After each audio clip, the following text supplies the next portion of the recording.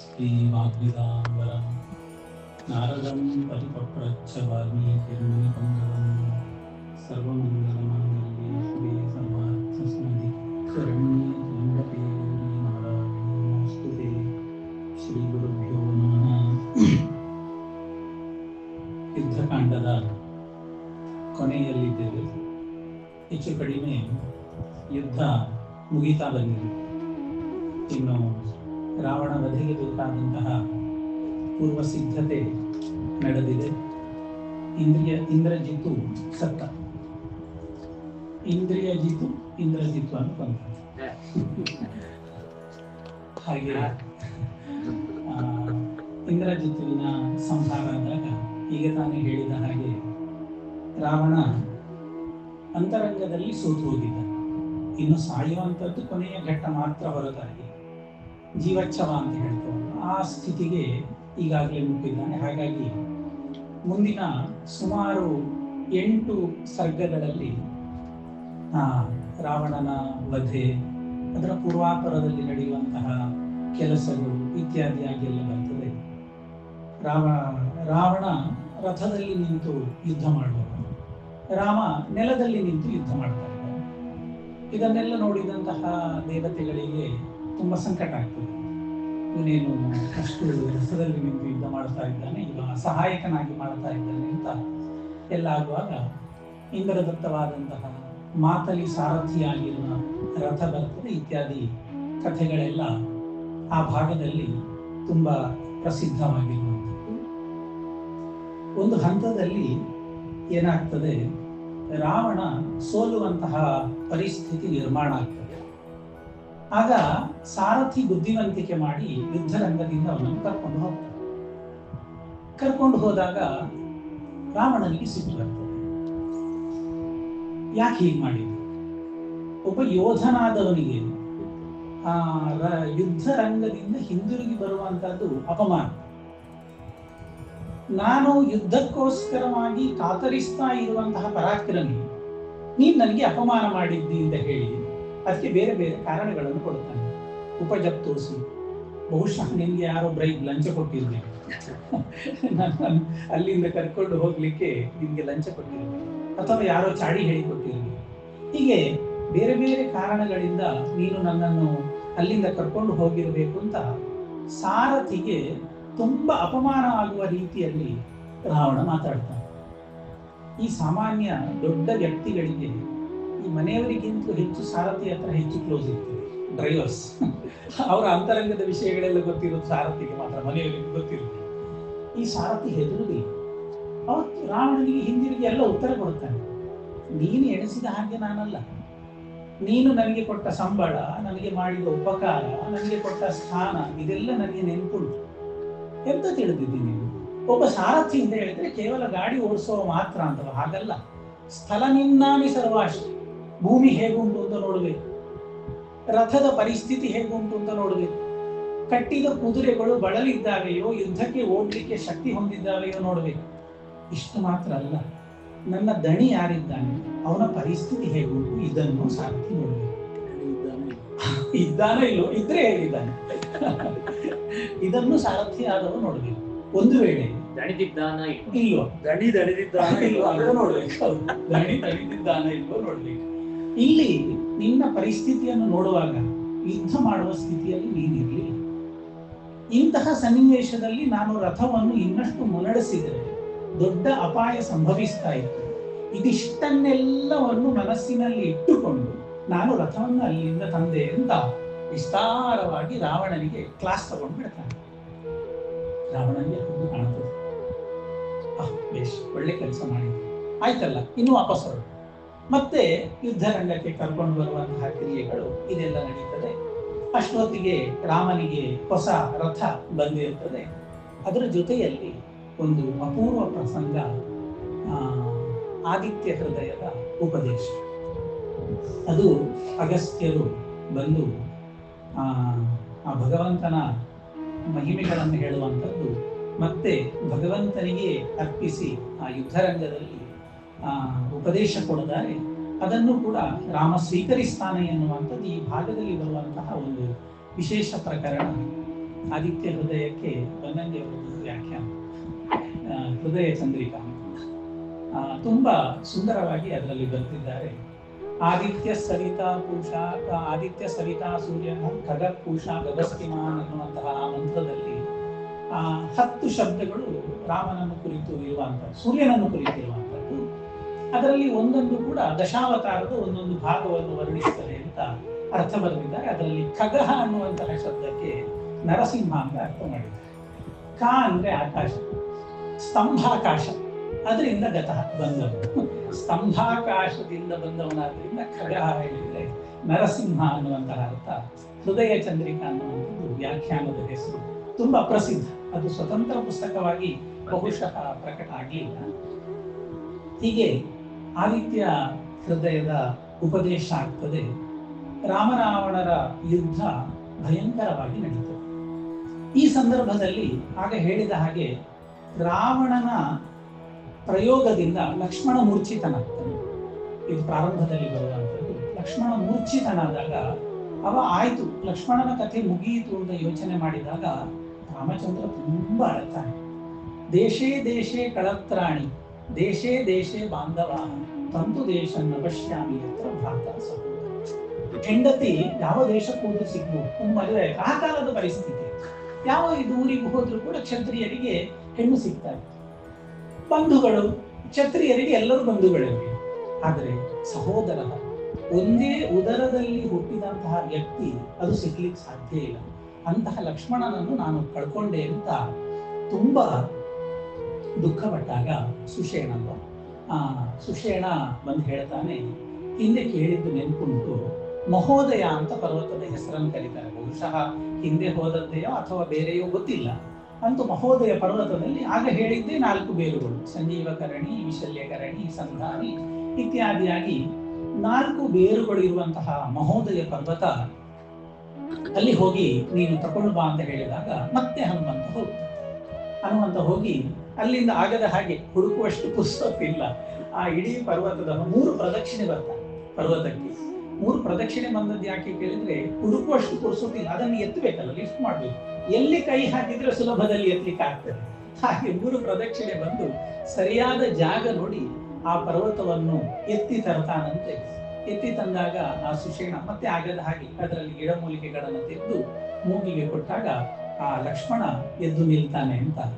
ಆಗ ವಾಯುಸ್ತುತಿಯ ತುಂಬಾ ಸುಂದರವಾದ ಶ್ಲೋಕ ಹೇಳಿದ್ರು. ಅಲ್ಲಿ ಹಿಂದೆ ಆಗುವಾಗ ಅವ ಆ ಪರ್ವತವನ್ನು ಹಿಂದೆ ಇಟ್ಟ ಅಂತ ಬಂತು, ಇದು ಹಿಂದೆ ಇಟ್ಟ ಅಂತ ಬರುವುದಿಲ್ಲ. ಈ ಪ್ರಕರಣವನ್ನು ಪಂಡಿತಾಚಾರ್ಯರು ಮನಸ್ಸಿನಲ್ಲಿ ಇಟ್ಟುಕೊಂಡು ಹೇಳ್ತಾರೆ. ಕ್ಷಿಪ್ತ ಪಶ್ಚಾತ್ ಸಲೀಲಂ ಶತುಲಮತು ಶತಮತುಲಮತೆ ಯೋಜನಾನಾಂ ಸೌಚ್ಚಾರ ತಾವದ್ ವಿಸ್ತಾರವಾಂಶ್ಚಾಪಿ ಉಪಲಲವಯವ ವ್ಯಗ್ರ ಬುದ್ಧ್ಯಾತ್ವಯಾತ. ಉಪಲಲವ ಅಂದ್ರೆ ಪಾಷಾಣ ಖಂಡ, ಒಂದು ಸಣ್ಣ ಕಲ್ಲು, ಮಕ್ಕಳು ಹೇಗೆ ಬಿಸಾಡ್ತಾರೆ ಹಾಗೆ ಇಲ್ಲಿ ನಿಂತು ಆ ಪರ್ವತವನ್ನು ತೆಗೆದು ಬಿಸಾಡಿದಂತೆ ಹನುಮಂತ.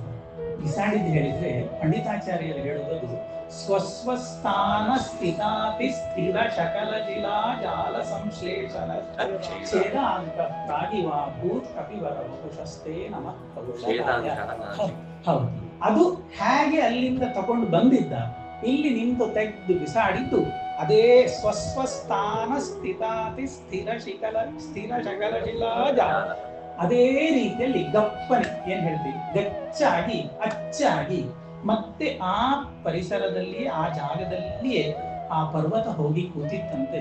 ಇದು ಆ ರೀತಿಯಲ್ಲಿ ಇದು ಹನುಮಂತನ ವೈಶಿಷ್ಟ್ಯ ಅಂತ ಪಂಡಿತಾಚಾರ್ಯರು ಹೇಳ್ತಾರೆ. ಅಂತೂ ಲಕ್ಷ್ಮಣ ಮತ್ತೆ ಯುದ್ಧಕ್ಕೆ ಸಿದ್ಧನಾಗ್ತಾನೆ. ಆದಿತ್ಯ ಹೃದಯದ ಉಪದೇಶ ಆಗ್ತದೆ. ಆ ರಾಮರಾವಣರಿಗೆ ಭಯಂಕರ ಯುದ್ಧ ಆಗ್ತದೆ. ಈ ಅಲಂಕಾರದಲ್ಲಿ ಅನನ್ವಯ ಅಲಂಕಾರ ಅಂತ ಒಂದು ನಾವು ಓದುವಾಗ ಅದಕ್ಕೆ ಇನ್ನೊಂದು ಉಪಮೆ ಇಲ್ಲ, ಅದಕ್ಕೆ ಅನನ್ವಯ ಅಂತ ಹೆಸರು.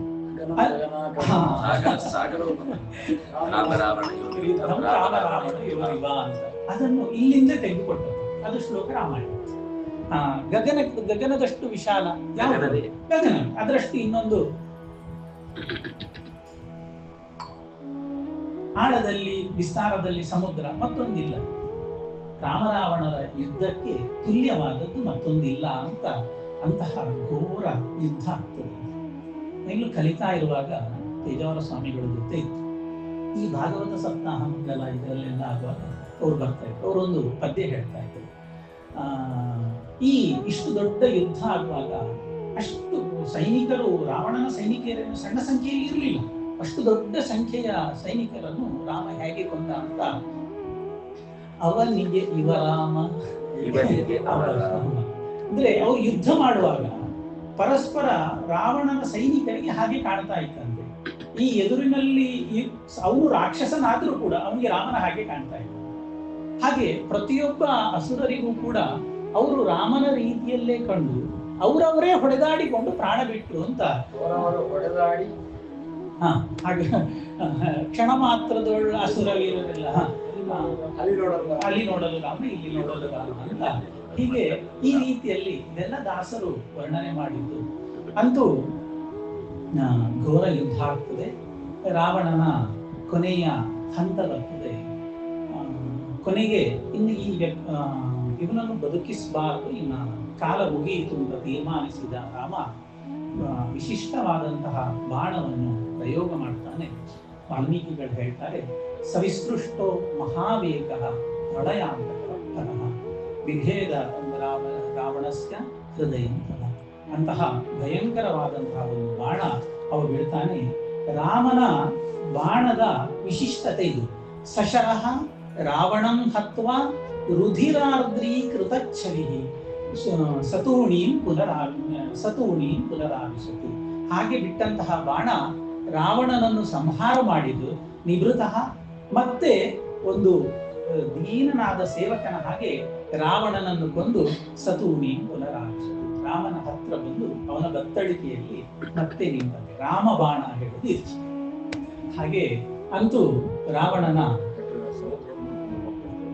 ಅವಲಮಂತ ಹೋಗ್ಬೇಕು, ಪಾತಾಳಕ್ಕೆಲ್ಲ ಹೋಗಿ ಬಂತು ಅಂತ ಎಲ್ಲ ಹೇಳ್ತಾರೆ. ಅಂತೂ ಮುಖ್ಯ ಭಾಗದಲ್ಲಿ ಸತೂಣಿ ಪುನರಾವಿಶತು ಅಂತ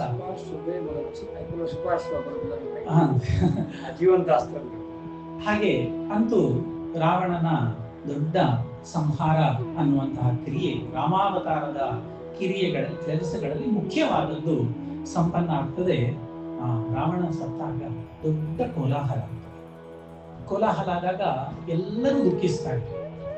ಅಷ್ಟರವರೆಗೆ ರಾವಣನನ್ನು ಕೊಲ್ಬೇಕು ಅಂತ ಹೇಳ್ತಾ ಇದ್ದ ವಿಭೀಷಣನು ದುಃಖಿಸ್ತಾರೆ. ಇಷ್ಟರವರೆಗೆ ಅಣ್ಣ ಸಾಯ್ಬೇಕು ಅಂತ ಹೇಳಿ ರಾಮನ ಜೊತೆಗೆ ಸೇರಿ ಅವನ ಎಲ್ಲ ವಿಷಯಗಳನ್ನು ತಿಳಿಸ್ತಾ ಇದ್ದಂತಹ ವಿಭೀಷಣ ಅಣ್ಣ ಸತ್ತದ್ದನ್ನು ನೋಡಿದ ತಕ್ಷಣದಲ್ಲಿ ದುಃಖಿತನಾಗ್ತಾನೆ. ಸಮಾನ ಸ್ಕಂದರಲ್ಲಿ ಯಾವಾಗಲೂ ದುಃಖ ಜಾಸ್ತಿ ಇರ್ಲಿ. ಧಾರ್ಮಿಕ ಅಂತ ತಮ್ಮನನ್ನು ಅಲ್ಲ, ಇವನನ್ನು ಹೊಗಳ್ತಾನೆ, ಹೇಳ್ತಾನೆ ವಿಭೀಷಣ, ಇವರು ಅಣ್ಣ ಸತ್ತ, ಇವ ಸಾಮಾನ್ಯ ಅಲ್ಲ, ಎಷ್ಟು ಮಹಾತ್ಮ. ಏಷಃ ಆಹಿತಾಗ್ನಿಶ್ಚ, ಏಷೋಹಿತಾಗ್ನಿಶ್ಚ ಅಂತ ಅಲ್ಲಿ ರೂಪ ಇರುವಂಥದ್ದು. ಏನ ಪದ ಅಂತ ಅದು ತೀರ್ಥ ಸೂತ್ರ ಆಗಿದ್ದು ಬಂದಿರಲಿಲ್ಲ. ಏಷೋ ಅಂತ ಅಲ್ಲಿ ಓಕಾರ ಬಂದು ಮುಂದೆ ಹ್ರಸ್ವ ಆಕಾರ ಬಂದರೆ ಮಾತ್ರ ಅದು ಸಂಧಿ ಆಗ್ತದೆ. ಆಹಿತ ಅಂತ ದೀರ್ಘ ಆಕಾರ ಇದ್ದರೆ ಹೌದು ಸಂಧಿ ಆಗೋದಿಲ್ಲ. ಆ ಸೂತ್ರ ಪಾಣಿನಿ ಆಗಿನ್ನು ಬಂದಿರಲಿಲ್ಲ. ಏಷಃ ಆಹಿತ ಅಗ್ನಿಶ್ಚ ಮಹಾತಪಾಷ್ಟ. ಆಹಿತ ಅಗ್ನಿ, ನಿತ್ಯ ಅಗ್ನಿಯನ್ನು ಉಪಾಸನೆ ಮಾಡ್ತಾ ಇದ್ದ ಮಹಾತಪಾಷ್ಟ, ದೊಡ್ಡ ಸಾಧನೆ ಮಾಡಿದಂತಹ ವ್ಯಕ್ತಿ ಮಾತ್ರ ಅಲ್ಲ, ವೇದಾಂತಗಃ, ವೇದಾಂತ ವಿದ್ವಾನ್ ರಾವಣ ಆ ಕಾಲದಲ್ಲಿ. ವೇದಾಂತಗಃ ಕರ್ಮಸು ಚಾಗ್ನಿ ಅನಿಷ್ಟ, ಎಲ್ಲ ಮಾಡುವಂತಹ ವೇದೋಕ್ತ ಕರ್ಮಗಳಲ್ಲಿ ಅವನಿಗೆ ಅದ್ಭುತವಾದಂತಹ ನಿಷ್ಠೆ ಆ ಕಾಲದಲ್ಲಿತ್ತು. ಹಾಗಾಗಿ ಏನು ಮಾಡಿದ್ರು ಕೂಡ ನನ್ನ ಅಣ್ಣ, ತಸ್ಮಾತ್ ಇವನ ಉತ್ತರ ಕ್ರಿಯೆಗಳನ್ನು ಏನು ಮಾಡ್ಲಿಕ್ಕುಂಟು, ಆ ಉತ್ತರ ಕ್ರಿಯೆಯಾಗಿ ಎಲ್ಲ ಕೆಲಸಗಳನ್ನು ನಾನು ಮಾಡ್ತೇನೆ ಅಂತ ರಾಮನ ಹತ್ರ ಪ್ರಾರಂಭದಲ್ಲಿ ಪ್ರಾರ್ಥನೆ ಮಾಡಿಕೊಳ್ಳು. ರಾಮ ಹೇಳ್ತಾನೆ, ಮರಣಾಂತಾನಿ ವೈರಾಣಿ ನಿವೃತ್ತನ್ನ ಪ್ರಯೋಜನಂ ಕ್ರಿಯತಾಮಸ್ಯ ಸಂಸ್ಕಾರ ಮಮಾಪ್ಯೇಷ ಯಥಾತಃ. ನೋಡು ವಿಭೀಷಣ, ವೈರವನ್ನು ಎಷ್ಟು ಸಮಯ ಇಟ್ಕೊಳ್ಬಹುದು? ಒಬ್ಬ ವ್ಯಕ್ತಿ ಸಾಯುವವರೆಗೆ ವೈರ, ಸತ್ತ ಅಂದ್ರೆ ವೈರ ಮುಗಿಯಿತು. ಮರಣಾಂತಾನಿ ವೈರ, ಅವನು ಪರದಾರ ವಿಮರ್ಶನ ಮಾಡಿದ್ರೆ ಮಾಡಲ್ಲ. ಅದ್ ಮತ್ತೆ ಹೇಳ್ತಾನೆ, ಇದು ಸುರುವಿಗೆ ಹೇಳುವಾಗ ಮತ್ತೆ ಹೇಳ್ತಾನೆ. ಹಾಗಾಗಿ ಈಗ ನಮ್ಮ ಉದ್ದೇಶ ಮುಗಿಯಿತು. ಅವ ತಪ್ಪು ಮಾಡಿದ್ದ, ಶಿಕ್ಷೆ ಕೊಟ್ಟಾಯ್ತು.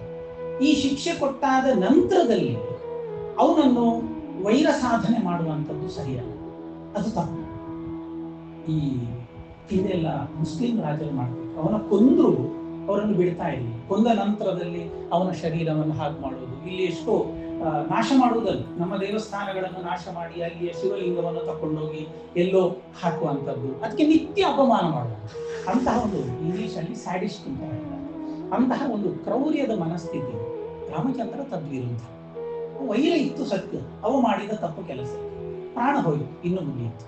ಮಮಾಪೇಶ ಯಥಾರ್ಥ, ನಿನಗೆ ಹೇಗೆ ಅಣ್ಣ ಈಗ ನನಗೂ ಹಾಗೆ, ಏನು ವ್ಯತ್ಯಾಸ ಇಲ್ಲ. ಅವನಿಗೆ ಕ್ರಿಯತಾಮಸ್ಯ ಸಂಸ್ಕಾರ, ಅವನಿಗೆ ಏನು ಸಂಸ್ಕಾರಗಳನ್ನು ಮಾಡಬೇಕು ಅದೆಲ್ಲವನ್ನು ವಿಭೀಷಣ ಮಾಡಿಬಿಡು ಅಂತ ಹೇಳುವಾಗ ರಾವಣನ ಪತ್ನಿಯರದ್ದೊಂದು ದೊಡ್ಡ ಸಮೂಹ ಆ ಕಾಲದಲ್ಲಿ, ಅದು ಹಿಂದೆ ಸುಂದರಕಾಂಡದಲ್ಲಿ ನಾವು ನೋಡಿದ್ವಿ. ಹಾಗೆ ಆ ಪತ್ನಿಯರೆಲ್ಲ ಅಲ್ಲಿ ಬರ್ತಾರೆ, ಮಂಡೋದರಿ ಬರ್ತಾಳೆ. ಮಂಡೋದರಿ ಬಂದು ತುಂಬಾ ಅಳ್ತಾರೆ. ಆ ಸನ್ನಿವೇಶವನ್ನು ಕಲ್ಪಿಸಿಕೊಂಡಾಗ ಮನಸ್ಸಿಗೆ ದುಃಖ ಆಗ್ತದೆ. ಪರಾಕ್ರಮಶಾಲಿಯಾದಂತಹ ರಾವಣ ನೆಲದಲ್ಲಿ ಬಿದ್ದಿದ್ದಾನೆ, ಕಪಿ ಸೈನ್ಯ ಉಂಟು, ರಾಮ ಲಕ್ಷ್ಮಣರಿದ್ದಾರೆ, ಸುಗ್ರೀವ ಹನುಮಂತರಿದ್ದಾರೆ, ಪಕ್ಕದಲ್ಲಿ ವಿಭೀಷಣ ಇದ್ದಾನೆ. ಮಂಡೋದರಿ ಬಂದು ಆ ನೆಲದಲ್ಲಿ ಬಿದ್ದಂತಹ ತನ್ನ ಗಂಡನ ಶವವನ್ನು ನೋಡಿಕೊಂಡು ಅಳ್ತಾಳೆ, ಬೇರೆ ಬೇರೆ ರೀತಿಯಲ್ಲಿ ವಿಲಾಪ ಮಾಡ್ತಾಳೆ. ಅದು ನಾವೊಂದು 2-3 ದೃಷ್ಟಿಯಿಂದ ಮಂಡೋದರಿಯ ಮನಸ್ಥಿತಿಯನ್ನು ಅರ್ಥ ಮಾಡಿಕೊಳ್ಳಿಕ್ಕಂಥದ್ದು. ಒಬ್ಳು ಹೆಂಡತಿಯಾಗಿ, ಎಷ್ಟಾದರೂ ರಾವಣನ ಹೆಂಡತಿ, ಇನ್ನೊಂದು ಹೆಂಗಸಾಗಿ, ಅವಳೊಬ್ಳು ಹೆಂಗಸು, ಹೆಂಗಸಿನಲ್ಲಿರುವಂತಹ ಸ್ವಾಭಾವಿಕ ಗುಣಗಳಲ್ಲಿರಬೇಕು, ಮುಂದೆ ತನ್ನ ಜೀವನದ ಕುರಿತ, ಹೀಗೆ 2-3 ದೃಷ್ಟಿಯಿಂದ ಮಂಡೋದರಿ ಮಾತನಾಡುವಂಥದ್ದು ಹೃದಯಂಗಮವಾದಂತಹ ಮಾತು. ತುಂಬ ವಿಲಪಿಸ್ತಾಳೆ. ಏನೇನೋ ಕೆಲಸಗಳನ್ನು ಮಾಡಿದ್ದಿ, ಚಂದ್ರಾದಿತ್ಯರನ್ನು ನಿನ್ನ ವಶದಲ್ಲಿ ಇಟ್ಟುಕೊಂಡಿದ್ದಿ, ಇವತ್ತು ಈ ಪರಿಸ್ಥಿತಿಗೆ ಬಂದಿದ್ಯಲ್ವ ಅಂತ ಹೇಳಿ, ನೀನು ಇಂತಹ ಪರಾಕ್ರಮಿ ಈ ರೀತಿಯಲ್ಲಿ ರಣಾಂಗಣದಲ್ಲಿ ಅನಾಥವಾಗಿ ಸಾಯ್ಬೇಕು ಅಂತಂದ್ರೆ ಯಾವುದೋ ಒಬ್ಬ ಮನುಷ್ಯ ನಿನ್ನನ್ನು ಕೊಲ್ಲಿಕ್ಕೆ ಸಾಧ್ಯ ಇಲ್ಲ. ಇದು ಮಂಡೋದರಿ ಹೇಳುವಂತಹ ಮಾತು. ಸಾಮಾನ್ಯ ಮನುಷ್ಯ ನಿನ್ನನ್ನು ಒಂದು ಕೊಲ್ತಾನೆ ಅಂತ ಹೇಳಿದ್ರೆ ನಾನು ಒಪ್ಲಿಕ್ಕಿಲ್ಲ. ನಿನ್ನನ್ನು ಕೊಂದದ್ದು ಸಾಮಾನ್ಯ ವ್ಯಕ್ತಿ ಅಲ್ಲ, ಸಾಕ್ಷಾತ್ತಾಗಿ ಭಗವಂತನೇ ಬಂದು ನಿನ್ನನ್ನು ಕೊಂದಿದ್ದಾನೆ. ಅವನನ್ನಲ್ಲದೆ ಮತ್ಯಾರಿಗೂ ನಿನ್ನನ್ನು ಕೊಲ್ಲಿಕ್ಕೆ ಸಾಧ್ಯ ಇಲ್ಲ. ಅವಳು ಹೇಳ್ತಾಳೆ ರಾಮನ ಮುಂದೆ, ವ್ಯಕ್ತಮೇಶ ಸದಾ ಯೋಗಿ ಪರಮಾತ್ಮ ಸನಾತನಃ ಅನಾದಿ ಮಧ್ಯ ನಿಧನೋ ಮಹತಃ ಪರಮೋ ಮಹಾಂತಮ ಸತ್ಪರಮೋ ಧಾತ ಶಂಖಚಕ್ರ ಗದಾಧರಃ ಮಾನುಷಂ ರೂಪಮಾಸ್ಥಾಯ ವಿಷ್ಣು ಸತ್ಯ ಪರಾಕ್ರಮಃ ಸರ್ವೈಃ ಪರಿವೃತೋ ದೇವೈಃ ವಾನರಃ ಮುಪಾಗತೆ. ನನಗೆ ಏನ್ ಕಾಣ್ತಾ ಉಂಟು ಗೊತ್ತಿಲ್ಲ, ಇವು ಮನುಷ್ಯ ಅಲ್ಲ, ಸಾಮಾನ್ಯ ಮನುಷ್ಯ ಅಂತ ನೀನು 100 ಸಲ ಹೇಳಿದ್ದಿ ಈ ಹಿಂದೆ. ರಾವಣ ಇವ ಸಾಮಾನ್ಯ ಅಲ್ಲ, ವ್ಯಕ್ತ ಸ್ಪಷ್ಟ ಏಷಃ ನನ್ನ ಕಣ್ಣ ಮುಂದೆ ನಿಂತಿದ್ದಾರೆ. ಇದು ರಾಮ ಮಂಡೋದರಿಗೆ ಕೊಟ್ಟಂತಹ ಸಾಕ್ಷಾತ್ಕಾರ. ತುಂಬಾ ಜನ ರಾಮನನ್ನು ನೋಡಿದ್ರು, ಆದ್ರೆ ಅವ ಸಾಕ್ಷಾತ್ ಭಗವಂತ ಅಂತ ವ್ಯಕ್ತವಾಗಿ ಆ ರಣಾಂಗಣದ ಮಧ್ಯದಲ್ಲಿ ಹೇಳಿಕೊಂಡ. ಮತ್ತೆ ಯಾರು ಹೇಳಿ, ವ್ಯಕ್ತಮೇಶ ಸದಾ ಯೋಗಿ ಪರಮಾತ್ಮ ಸನಾತನ, ಗೊಂದಲದಲ್ಲಿ ಅಲ್ಲ, ಶಂಖ ಚಕ್ರ ಗದಾಧರ ಹೇಳಿಕೊಂಡಂತಹ ಸಾಕ್ಷಾತ್ ಭಗವಂತನೇ ಬಂದು ನಿನ್ನನ್ನು ಕೊಂದಿದ್ದಾನೆ. ರಾವಣ ಏನು ಹೇಳ್ತಾ ಇದ್ದಿ, ಈ ಮಂಗಗಳನ್ನು ಕಟ್ಟಿಕೊಂಡು ಈ ಕಪಿಗಳು ಈ ವಾನರರು ಇವರ ಜೊತೆಯಲ್ಲೆಲ್ಲ ರಾಮ ಯುದ್ಧ ಮಾಡ್ತಾನೆ ಅಂತ ಹೇಳ್ತಾ ಇದ್ದಲ್ಲ, ಸುಳ್ಳು. ಸರ್ವೈಹಿ ಪರಿವೃತೋ ದೇವೈಹಿ ವಾನರತ್ವ ಮುಖಾಗತೈ. ಭಗವಂತ ಬರುವಾಗ ಒಬ್ಬನೇ ಬರ್ತಾನೆ, ಅವನು ಭಾಷ್ಯದಲ್ಲಿ ಬರುವುದಿಲ್ಲ, ಅವನು ದೊಡ್ಡ ಸೇವಕರು ಬರುವುದಿಲ್ಲ. ನೀನು ಹೇಳ್ತಾ ಇದ್ದಿ ಇದು ಕಪಿಗಳು ವಾನರರು ಜಂಬೂಕರು ಹೇಳ್ತಾ ಇದ್ದಿ. ರಾವಣ ಇದು ಯಾರು ಅಲ್ಲ, ಇದೆಲ್ಲ ರಾಮನ ಜೊತೆಯಲ್ಲಿ ಬಂದ ದೇವಾನುದೇವತೆಗಳು ಅಂತ ತನ್ನ ಗಂಡನನ್ನು ರಣಾಂಗಣದಲ್ಲಿ ಕಳ್ಕೊಂಡಂತಹ ಮಂಡೋದರಿ ಗಂಡನ ಶವವನ್ನು ಮುಂದಿಟ್ಟುಕೊಂಡು ದುಃಖದಿಂದ ಮುಳುಗುವಾಗ ಭಗವಂತನ ಸಾಕ್ಷಾತ್ಕಾರ. ಅದಕ್ಕೋಸ್ಕರ ನಾವು ಮಂಡೋದರಿ ಅಂತ 5 ಜನರಲ್ಲಿ ಸ್ಮರಣೆ ಮಾಡ್ತೀವಿ. ಇಲ್ಲದಿದ್ರೆ ಮಂಡೋದರಿಯ ಪ್ರಕರಣ ನಮಗೆ ರಾಮಾಯಣದಲ್ಲಿ ಬರುವುದು ತುಂಬಾ ಸ್ವಲ್ಪ, ಕೆಲವು ಬೆರಳೆಣಿಕೆಯಷ್ಟು ಶ್ಲೋಕಗಳಲ್ಲಿ ಬಿಟ್ಟರೆ ಈ ಹಿಂದೆ ಬಂದದಿಲ್ಲ. ಬಹುಶಃ ಇನ್ನು ಮುಂದೆ ಎಲ್ಲೋ 1-2 ಕಡೆ ಬರ್ತದೆ ಅಂತ ಬಿಟ್ಟರೆ ಮತ್ತೆಲ್ಲಿಯೂ ಬರುವುದಿಲ್ಲ. ಆ ಸಣ್ಣ ಪ್ರಕರಣ ಆದ್ರೂ ಕೂಡ ಅವಳನ್ನು ನಿತ್ಯ ನೆನಪಿಸ್ಲಿಕ್ಕೆ ಕಾರಣ ಇತ್ತು. ಅವಳು ಧರ್ಮವನ್ನು ಬಿಟ್ಟಳು. ಗಂಡನಿಗೆ ಬೈತಾಳೆ, ದುರ್ಮತೆ ಅಂತ ಬೈತಾಳೆ. ಕೆಟ್ಟ ಬುದ್ಧಿಯನ್ನು ಯಾಕೆ ಬೇಕಿತ್ತು ಯಾಕೆ ಬೇಕಿತ್ತು? ನಾನು ಇಷ್ಟೆಲ್ಲ ಗೊತ್ತಿತ್ತು ನನಗೆ. ಇವಳು ಸೀತೆಯನ್ನು ಕದ್ದುಕೊಂಡು ಬರುವಾಗ ಇವಳು ಸಾಮಾನ್ಯ ಹೆಂಗಸಲ್ಲ, ರಾಮನನ್ನು ಬಿಟ್ಟು ಮತ್ತೆ ಯಾರನ್ನೂ ಬಯಸಿದವಳಲ್ಲ, ಪತಿವ್ರತೆ ಎಂದು ನಿನಗೆ ಗೊತ್ತಿರಲಿಲ್ಲ. ಅಂತಹ ಪತಿವ್ರತೆಯನ್ನು ಅಪಹಾರ ಮಾಡಿ ಕದ್ದು ತಂದು ಇವತ್ತು ನಾಶ ಆಗಿದ್ದು ಹೋಗಿದ್ಯಲ್ಲ, ನಿನ್ನ ನಾಶಕ್ಕೆ ಕಾರಣ ಏನು ಗೊತ್ತುಂಟ ನಿನಗೆ? ಪತಿವ್ರತಾಯಾಹ ತಪಸ ನೂನಂ ದಗ್ಧೋಸಿ ಮೇ ಪ್ರಭು. ಪತಿವ್ರತೆಯ ಬೆಂಕಿಯಿಂದ ನೀನು ಸುಟ್ಟು ನಾಶ ಆಗಿದ್ದೆ ಅಂತ ತನ್ನ ಗಂಡನಿಗೆ ಹೇಳ್ತಾಳೆ. ಯಾವಳನ್ನು ಕರ್ಕೊಂಡು ಬಂದಿದ್ದಾಳೆ ಅವಳನ್ನು ಶತ್ರುವಿನ ಹೆಂಡತಿಯೇ ಹೊಗಳ್ತಾಳೆ, ಬೇರೆ ಯಾರಲ್ಲ. ರಾವಣನ ಹೆಂಡತಿ ಸೀತೆಯನ್ನು ಹೊಗಳ್ತಾ ಇದ್ದಾಳೆ. ಪತಿವ್ರತಾಯಾಹ ತಪಸ ನೂನಂ ದಗ್ಧೋಸಿ ಮೇ ಪ್ರಭು. ಅಲ್ಲ ಅಂದ್ರೆ ನನ್ನ ಒಡೆಯಲ್ಲಿ ಹಾಗೆ. ಹೌದು ಗಂಡನಾಗಿ ಗೌರವಿಸಿದ್ದಾಳೆ. ಮಂಡೋದರಿಯ ಮಂದೋದರಿ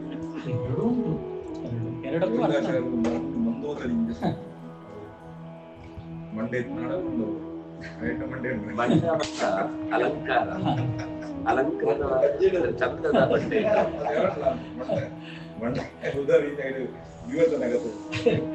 ಹೀಗೆ ಇದೆಲ್ಲ ಹೇಳ್ತಾರೆ.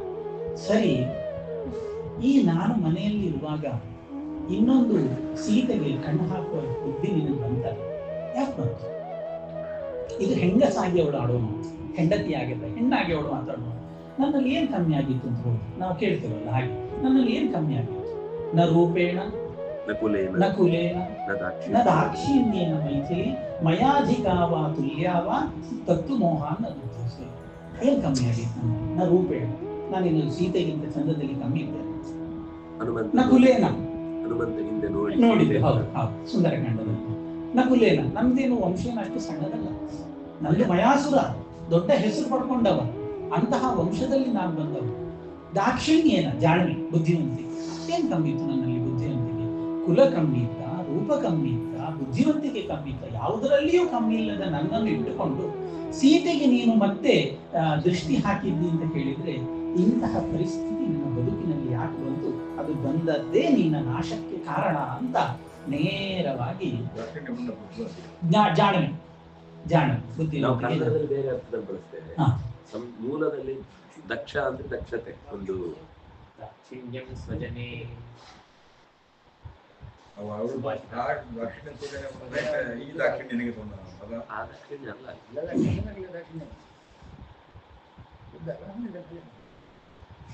ಸ್ವಜನರಲ್ಲಿ ದಾಕ್ಷಿಣ್ಯ ಅಂತಂದ್ರೆ ಅವರನ್ನು ನೋಡ್ಕೊಳ್ಳೋದ್ರಲ್ಲಿ ಆಗುತ್ತು, ಬೇರೆಯವರನ್ನು ಹೇಗೂ ನೋಡ್ಕೊಳ್ಳೋದು, ತನ್ನವರನ್ನು ಬಹಳ ಕಾಲ ಉಳಿಸ್ಕೊಳ್ಳೋದು ಕಷ್ಟ. ಜಾಣ್ಮೆಗೆ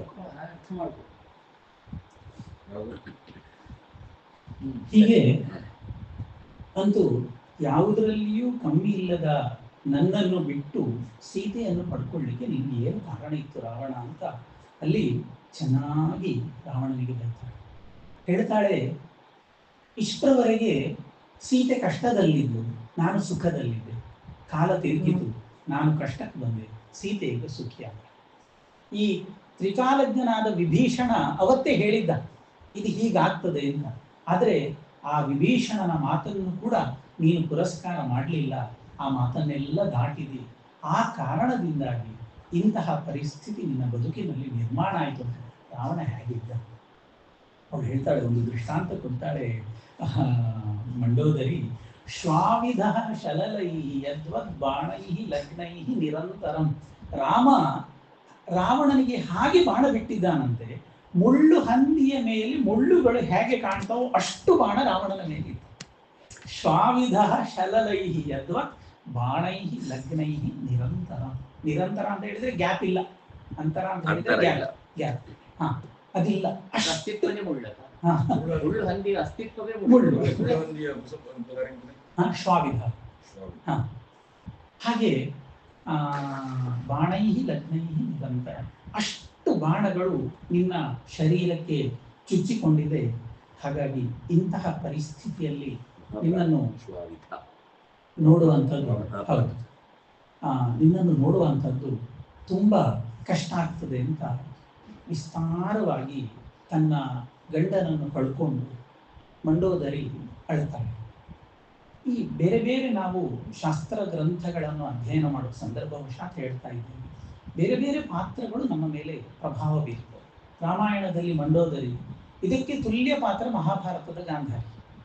ಅವಳೇನು ಸಾಮಾನ್ಯ ಹೆಂಗಸಲ್ಲ, ದೊಡ್ಡ ಹೆಂಗಸು.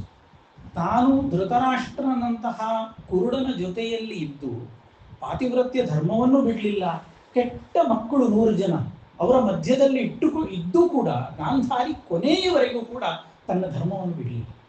ಎಷ್ಟು ದೃಢ ಮನಸ್ಸುಗಳು ಗಾಂಧಾರಿ ಅಂತ ಹೇಳಿದ್ರೆ, ಪ್ರತಿನಿತ್ಯ ಯುದ್ಧ ಆಗುವಾಗ ದುರ್ಯೋಧನ ಅವಳಿಗೆ ಹೋಗಿ ನಮಸ್ಕಾರ ಮಾಡ್ತಾ ಇದ್ದಂತೆ. ಅಮ್ಮ ಜಯ ಆಗಲಿ ಅಂತ ಆಶೀರ್ವಾದ, ಜಯೋಸ್ತು ತವ ಪಂಚಾಕ್ಷರ ಮಂತ್ರ, ಆಶೀರ್ವಾದ ಮಾಡು ಅಂತ ನಿತ್ಯ ದುರ್ಯೋಧನ ಹೋಗಿ ನಮಸ್ಕಾರ ಮಾಡ್ತಾ ಇದ್ದಾನೆ.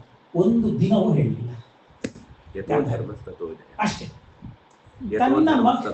ತನ್ನ ಮಗ ಅನ್ನುವ ಮಮತೆಯಿಂದ ಒಂದೇ ಒಂದು ದಿನ ಗಾಂಧಾರಿ ದುರ್ಯೋಧನನನ್ನು ಹೊಗಳಿಲ್ಲ. ಮಾತ್ರ ಅಲ್ಲ, ಒಂದು ಸಂದರ್ಭದಲ್ಲಿ ತನ್ನ ಗಂಡನಿಗೆ ಬೈದು ಬಿಡ್ತಾಳೆ. ತ್ವಂಹ್ಯೇ ಮಾತ್ರ ವೃಷಂ ಗರ್ಕ್ಯ ಧೃತರಾಷ್ಟ್ರ ಸುತಪ್ರಿಯ, ನಿನ್ನ ಮಕ್ಕಳ ಮೇಲಿನ ಮೋಹ ಮಮತೆಯಿಂದಾಗಿ ಇಡೀ ವಂಶಕ್ಕೆ ನೀನು ನಾಶಕ್ಕೆ ನೀನು ಕಾರಣನಾಗಿದ್ದಿ ಅಂತ ತನ್ನ ಗಂಡನಿಗೆ ಗಾಂಧಾರಿ ಬೈದು ಬಿಡ್ತಾಳೆ. ಆಗ ಧೃತರಾಷ್ಟ್ರ ಹೇಳಿದ, ಅಂತ ಕಾಮಂಕುಲಸ್ಯಾಸ್ಯ ನ ಶಕ್ನೋಮಿ ವಾರಿತು ಅಂತ ಆ ಪ್ರಕರಣ ಬರ್ತದೆ. ಮತ್ತೆ ಮುಂದುವರೆದು ಹೇಳ್ತಾಳೆ, ಇದೆಲ್ಲ ನಾಶ ಆಗ್ಲಿಕ್ಕೆ ನ ದುರ್ಯೋಧನ ಅಪರಾಧೇನ ನ ಶಕುನೇಹೇನ ಸೌಬಲಸ್ಥಿತ ಕರ್ಣ ದುಶೋಸನಾಭ್ಯಾಂಸ ಕೃತೋಯಂತು ಸಂಗ್ರಮ. ಇವರು ಯಾರು ಅಲ್ಲ, ಇದು ಮಾಡಿದಂತಹ ತಪ್ಪಿಗೆ ಕೊಟ್ಟಂತಹ ಶಿಕ್ಷೆ ಅಂತ ಹೇಳಿ ಇದೆಲ್ಲ ಮಾಡಿ ಒಂದು ತಪ್ಪು ಮಾಡ್ತಾರೆ. ಶಾಪಪಟ್ಟು ಬಿಡ್ತಾರೆ. ಅಷ್ಟರವರೆಗೆ ಎಲ್ಲವನ್ನು ಪಾಲಿಸಿಕೊಂಡು ಬಂದು ಸಂಯಮದಿಂದ ಎಷ್ಟು ದುಃಖ. ತನ್ನ ಕಣ್ಣೆದುರಿನಲ್ಲಿ ತನ್ನ 100 ಜನ ಸೊಸೆಯಂದಿರು ವಿಧವೆಯರಾಗುವಂತಹ ಒಂದು ಪರಿಸ್ಥಿತಿ, ಒಬ್ಬಳು ಅತ್ತೆಯಾಗಿ ಅದನ್ನೆಲ್ಲ ಸಹಿಸಿಕೊಂಡು ಒಂದು ಸಂದರ್ಭದಲ್ಲಿ ದುಃಖ ಕಟ್ಟೊಡೆದು ಬಿಡ್ತದೆ. ಅಲ್ಲಿ ಬಂದಾಗ ಭೀಮಸೇನ ಯುದ್ಧ, ಸುಮ್ಮನೆ ಪ್ರಸಂಗವಶಾತ್ ಹೇಳ್ತಾ ಇದ್ದೇನೆ, ಯುದ್ಧ ಎಲ್ಲ ಮುಗಿಸಿ ಭೀಮಸೇನ ಪಾಂಡವರು ಬಂದಾಗ ಗಾಂಧಾರಿ ಹತ್ರ ನಮಸ್ಕಾರ ಮಾಡಿದಾಗ ಗಾಂಧಾರಿ ಕೇಳ್ತಾಳೆ, ಭೀಮ ಒಪ್ಪಿಕೊಳ್ತೇನೆ, ಎಲ್ಲ ತಪ್ಪು ಮಾಡಿದ್ದಾರೆ, ಕೊಂದಿ ಎಲ್ಲ ಸರಿ, ಆದರೆ ವೃದ್ಧಯೋ ಕೃತ ರಾಜ್ಯಯೋ ಕಥಂ ಅಂಧತ್ವಯಸ್ಯಾಸ್ಯ ಎಷ್ಟಿ ರೇಖಾನ ವಿಸರ್ಜಿತ. ಅಲ್ಲ ಭೀಮ, ಎಲ್ಲರನ್ನು ಕೊಂದಿ ಸರಿ, ಕಣ್ಣಿಲ್ಲ, ರಾಜ್ಯ ಹೋಯ್ತು, ಕಡೆ ಕಾಲದಲ್ಲಿ ಕೈ ಹಿಡ್ಕೊಂಡು ನಡಿಲಿಕ್ಕೆ ಒಂದು ಮಗನನ್ನಾದ್ರೂ ಉಳಿಸ್ಬೋದಿತ್ತಲ್ಲ, ಊರುಗೋಲಿನ ಹಾಗೆ. ಕಥಂ ಅಂಧತ್ವಯಸ್ಯಾಸ್ಯ ಎಷ್ಟಿ ರೇಖಾನ ವಿಸರ್ಜಿತ, ದಂಟೆ ಅಂತ ಹೇಳ್ತೇವಲ್ಲ ನಾವು, ಹಾಗೆ ಒಂದು ದಂಟೆಯನ್ನಾದ್ರೂ ಉಳಿಸ್ಬೋದಿತ್ತಲ್ಲ. ಭೀಮ ಹೇಳ್ತಾನೆ, ಎಲ್ಲರೂ ಕೆಟ್ಟವರು, ಹೇಗೆ ಉಳಿಸುದು? ಯಾರಾದ್ರೂ ಒಬ್ರು ಒಳ್ಳೆಯವರಿದ್ರೆ ಉಳಿಸ್ತಾ ಇದ್ರು, ಇದು ಎಲ್ಲರೂ ತೆಗೆದು ಹಾಕಿದ್ದಾರೆ, ಹೇಗೆ ಉಳಿಸುದು ಅಂತ ಭೀಮ ಉತ್ತರ ಕೊಡ್ತಾನೆ. ಹೀಗೆ ಗಾಂಧಾರಿಯ ವ್ಯಕ್ತಿತ್ವವು ದೊಡ್ಡದೆ, ಕುಂತಿಯ ವ್ಯಕ್ತಿತ್ವವು ದೊಡ್ಡದು, ಕೌಸಲ್ಯೆಯೂ ದೊಡ್ಡವಳು, ಮಂಡೋದರಿಯೂ ದೊಡ್ಡವಳು. ಆದರೆ ಆ ಸನ್ನಿವೇಶದಲ್ಲಿ ಅವರು ಹೇಳುವ ಮಾತು, ತಗೊಳ್ಳುವಂತಹ ತೀರ್ಮಾನಗಳು ಅವರವರ ವ್ಯಕ್ತಿತ್ವವನ್ನು ತೋರಿಸ್ತದೆ. ಗಾಂಧಾರಿ ಕೊನೆಯವರೆಗೂ ಅದನ್ನು ಉಳಿಸಿಕೊಂಡು ಬಂದು ಕೊನೆಗೆ ಬಸವಣ್ಣರು ಹೇಳಿದಾಗೆ ಕೃಷ್ಣನಿಗೆ ಶಾಪ ಕೊಡುವಲ್ಲಿ ಜಾರಿಬಿತ್ತು. ಮಂಡೋದರಿ ತಾನು ಎಲ್ಲಿಯೂ ಪ್ರಕಟ ಆಗಲಿಲ್ಲ, ಯುದ್ಧರಂಗದಲ್ಲಿ ಅವಳ ಮಾತು ಅಷ್ಟರವರೆಗೆ ನಮಗೆ ಬಹುಶಃ ಅಧಿಕೃತವಾಗಿ ಸಿಕ್ಕುವುದಿಲ್ಲ. ಆ ಯುದ್ಧರಂಗದಲ್ಲಿ ಆ ಗಂಡ ಮಾಡಿದ ತಪ್ಪು ದುರ್ಮತೆ ಅಂತ ನೇರ ಗಂಡನಿಗೆ ಬೈದು ಬಿಡ್ತಾರೆ, ನೀನು ಮಾಡಿದ್ದು ತಪ್ಪು, ಕೆಟ್ಟ ಬುದ್ಧಿಯವನೇ ಅಂತ ಗಂಡನಿಗೆ ಸಂಬೋಧನೆ ಮಾಡ್ತಾರೆ. ಅಲ್ಲಿ ಇದ್ದಂತಹ ರಾಮನನ್ನು ಭಗವಂತನ ಅವತಾರ ಅಂತ ತಿಳಿದುಕೊಂಡು, ಮಾಮೂಲಲ್ಲ ಶಂಖ ಚಕ್ರ ಗದಾಧರ ಅಂತ ತಿಳ್ಕೊಂಡು ಅಲ್ಲಿ ಶರಣಾಗತಳಾಗ್ತಾಳಲ್ವೋ, ಇದು ಮಂಡೋದರಿಯ ಸ್ಥಾನ ಇನ್ನಷ್ಟು ಉನ್ನತಕ್ಕೆ ಹೋಗ್ತದೆ. ಅಂತೂ ಈ ಎಲ್ಲ ಘಟನೆಗಳು ಆಗ್ತಾ ಇದ್ದಾಗೆ ಮತ್ತೆ ವಿಭೀಷಣ ಆ ಸಂದರ್ಭದಲ್ಲಿ ಶುರು ಮಾಡ್ತಾರೆ,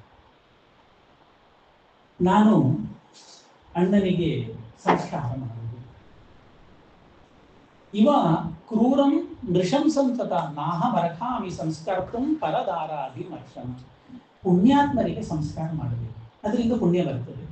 ಇವು ಪಾಪಿ, ಎಲ್ಲ ಬದುಕಿನಲ್ಲಿ ಕೆಟ್ಟ ಕೆಲಸಗಳನ್ನೇ ಮಾಡಿದವ. ನೃಶಂಸಂ ಅನೃತಂ ತತ, ಸುಳ್ಳು ಹೇಳಿದ, ಕೆಟ್ಟ ಕೆಲಸಗಳನ್ನು ಮಾಡಿದ.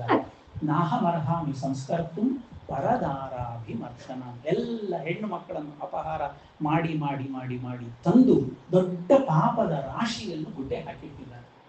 ಇದು ವಿಭೀಷಣ ಹೇಳುವ ಮಾತು.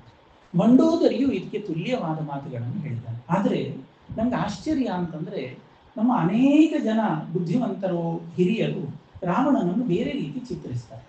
ಮಾಸ್ತಿ ವೆಂಕಟೇಶ ಅಯ್ಯಂಗಾರ್ ಅವರು ದೊಡ್ಡ ವ್ಯಕ್ತಿತ್ವ, ರಾಮಾಯಣದ ಬಗ್ಗೆ ಒಂದು ದೊಡ್ಡ ಲೇಖನ ಬರೆದಿದ್ದಾರೆ. ಅದರಲ್ಲಿ ಈ ವಿಷಯವನ್ನು ಇಟ್ಟುಕೊಂಡು, ಅಂದ್ರೆ ಈ ವಿಷಯ ಅಂತ ಹೇಳಿದ್ರೆ ಸೀತೆಯನ್ನು ಅವ ಸ್ಪರ್ಶಿಸಲಿಲ್ಲ ಅನ್ನುವ ವಿಷಯವನ್ನು ಇಟ್ಟುಕೊಂಡು ಅವನಲ್ಲಿ ಒಂದು ಧರ್ಮ ಇತ್ತು ಅಂತ ಬರೀತಾರೆ. ಸಾಕರು ರಾಮಚಂದ್ರ ರಾಯರು ಸರಿತ ಅದನ್ನು ಹೇಳ್ತಾರೆ ಒಂದು ಕಡೆಗಳಲ್ಲಿ ಮಾತಾಡಿದ್ರೆ. ಅವನೇ ಅದಕ್ಕೆ ಏನ್ ಕಾರಣ ಅನ್ನೋದನ್ನ ಹೇಳಿದಾನೆ, ಯಾಕೆ ಮುಟ್ಟಿಲ್ಲ ಅಂತ, ಅದು ಶಾಪ ಇತ್ತು ಅನ್ನುವಂಥದ್ದೆಲ್ಲ ಆಯ್ತಲ್ವ. ಎಸ್ ಕೆ ರಾಮಚಂದ್ರ ರಾಯರು ಸಹಿತವಾಗಿ ಒಂದು ಕಡೆಯಲ್ಲಿ ಮಾತಿನಲ್ಲಿ ಹೇಳ್ತಾ ಇರುವಾಗ ಅವನಲ್ಲಿ ಅಂತಹ ಒಂದು ಒಳ್ಳೆಯ ಗುಣ ಇತ್ತು, ಅವಳು ಒಪ್ಪಿಕೊಳ್ಳದೆ ಅವಳ ಸಂಸರ್ಗವನ್ನು ಅವನು ಮಾಡ್ತಾ ಇರಲಿಲ್ಲ ಅಂತ ಹೇಳ್ತಾರೆ. ಎಲ್ಲ ಮಾತುಗಳು ಅದಕ್ಕೆ ವಿರುದ್ಧವಾಗಿವೆ. ಎಂತೆಂಥವ್ರಿಗೆ ಕೆಟ್ಟ ಕೆಲಸಗಳನ್ನು ಮಾಡಿದ್ದಾರೆ.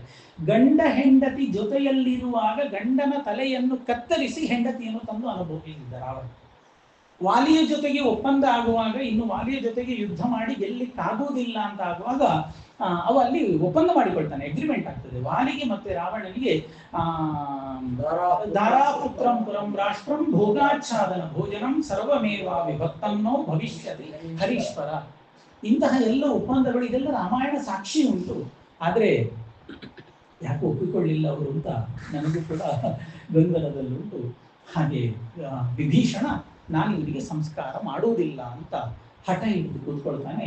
ಮತ್ತೆ ರಾಮ ಆಗ ಹೇಳಿದ ಶ್ಲೋಕವನ್ನೇ ಹೇಳ್ತಾನೆ, ಮರಣ ಅಂತಾನಿ ವೈರಾಣಿ. ಏನು ವೈರ ಸಾಧಿಸುವುದಿದ್ರೂ ಕೂಡ ಅದು ಮರಣದವರೆಗೆ ಮಾತ್ರ ಸಾಧಿಸಬೇಕು. ಸೈತುಂಡಲ ಬುಡಾಯ ಅಂತ ಹೇಳ್ತೀವಲ್ಲ, ಅದು ರಾಮನಿಗೆ ಒಪ್ಪಿಗೆ ಅಲ್ಲ. ಏನು ಹಿಡ್ಕೊಳ್ಳೋದಿದ್ರು ಮರಣದವರೆಗೆ ಮಾತ್ರ ಹಿಡ್ಕೊಳ್ಬೇಕು, ಅದರ ಮುಂದೆ ಇಲ್ಲ ಅಂತ ಹೇಳಿ ರಾಮ ಹೇಳ್ತಾನೆ. ರಾಮ ಹೇಳಿದಾಗ ವಿಭೀಷಣ ಒಪ್ಪಿಕೊಳ್ತಾನೆ. ಒಪ್ಪಿಕೊಂಡು ಏನ್ ಮಾಡ್ತಾನೆ ಗೊತ್ತಿಲ್ಲ, ರಾಮಾಯಣ ನನಗೆ ಖುಷಿ ಕೊಡುವಂಥದ್ದು. ಸಂಸ್ಕಾರ ಮಾಡಿದ ಅಂತ ಹೇಳುವುದಿಲ್ಲ. ಏಷಃ ಆಹಿತಾಗ್ನಿಷ್ಠ ಅಂತ ಹೇಳಿದಾರಲ್ವಾ, ಅಗ್ನಿ ಉಪಾಸನೆ ಮಾಡ್ತಾ ಇದ್ದ. ಹೌದು, ಆಯ್ತಾಳ ರಾವಣ ಆಯ್ತಾಳ.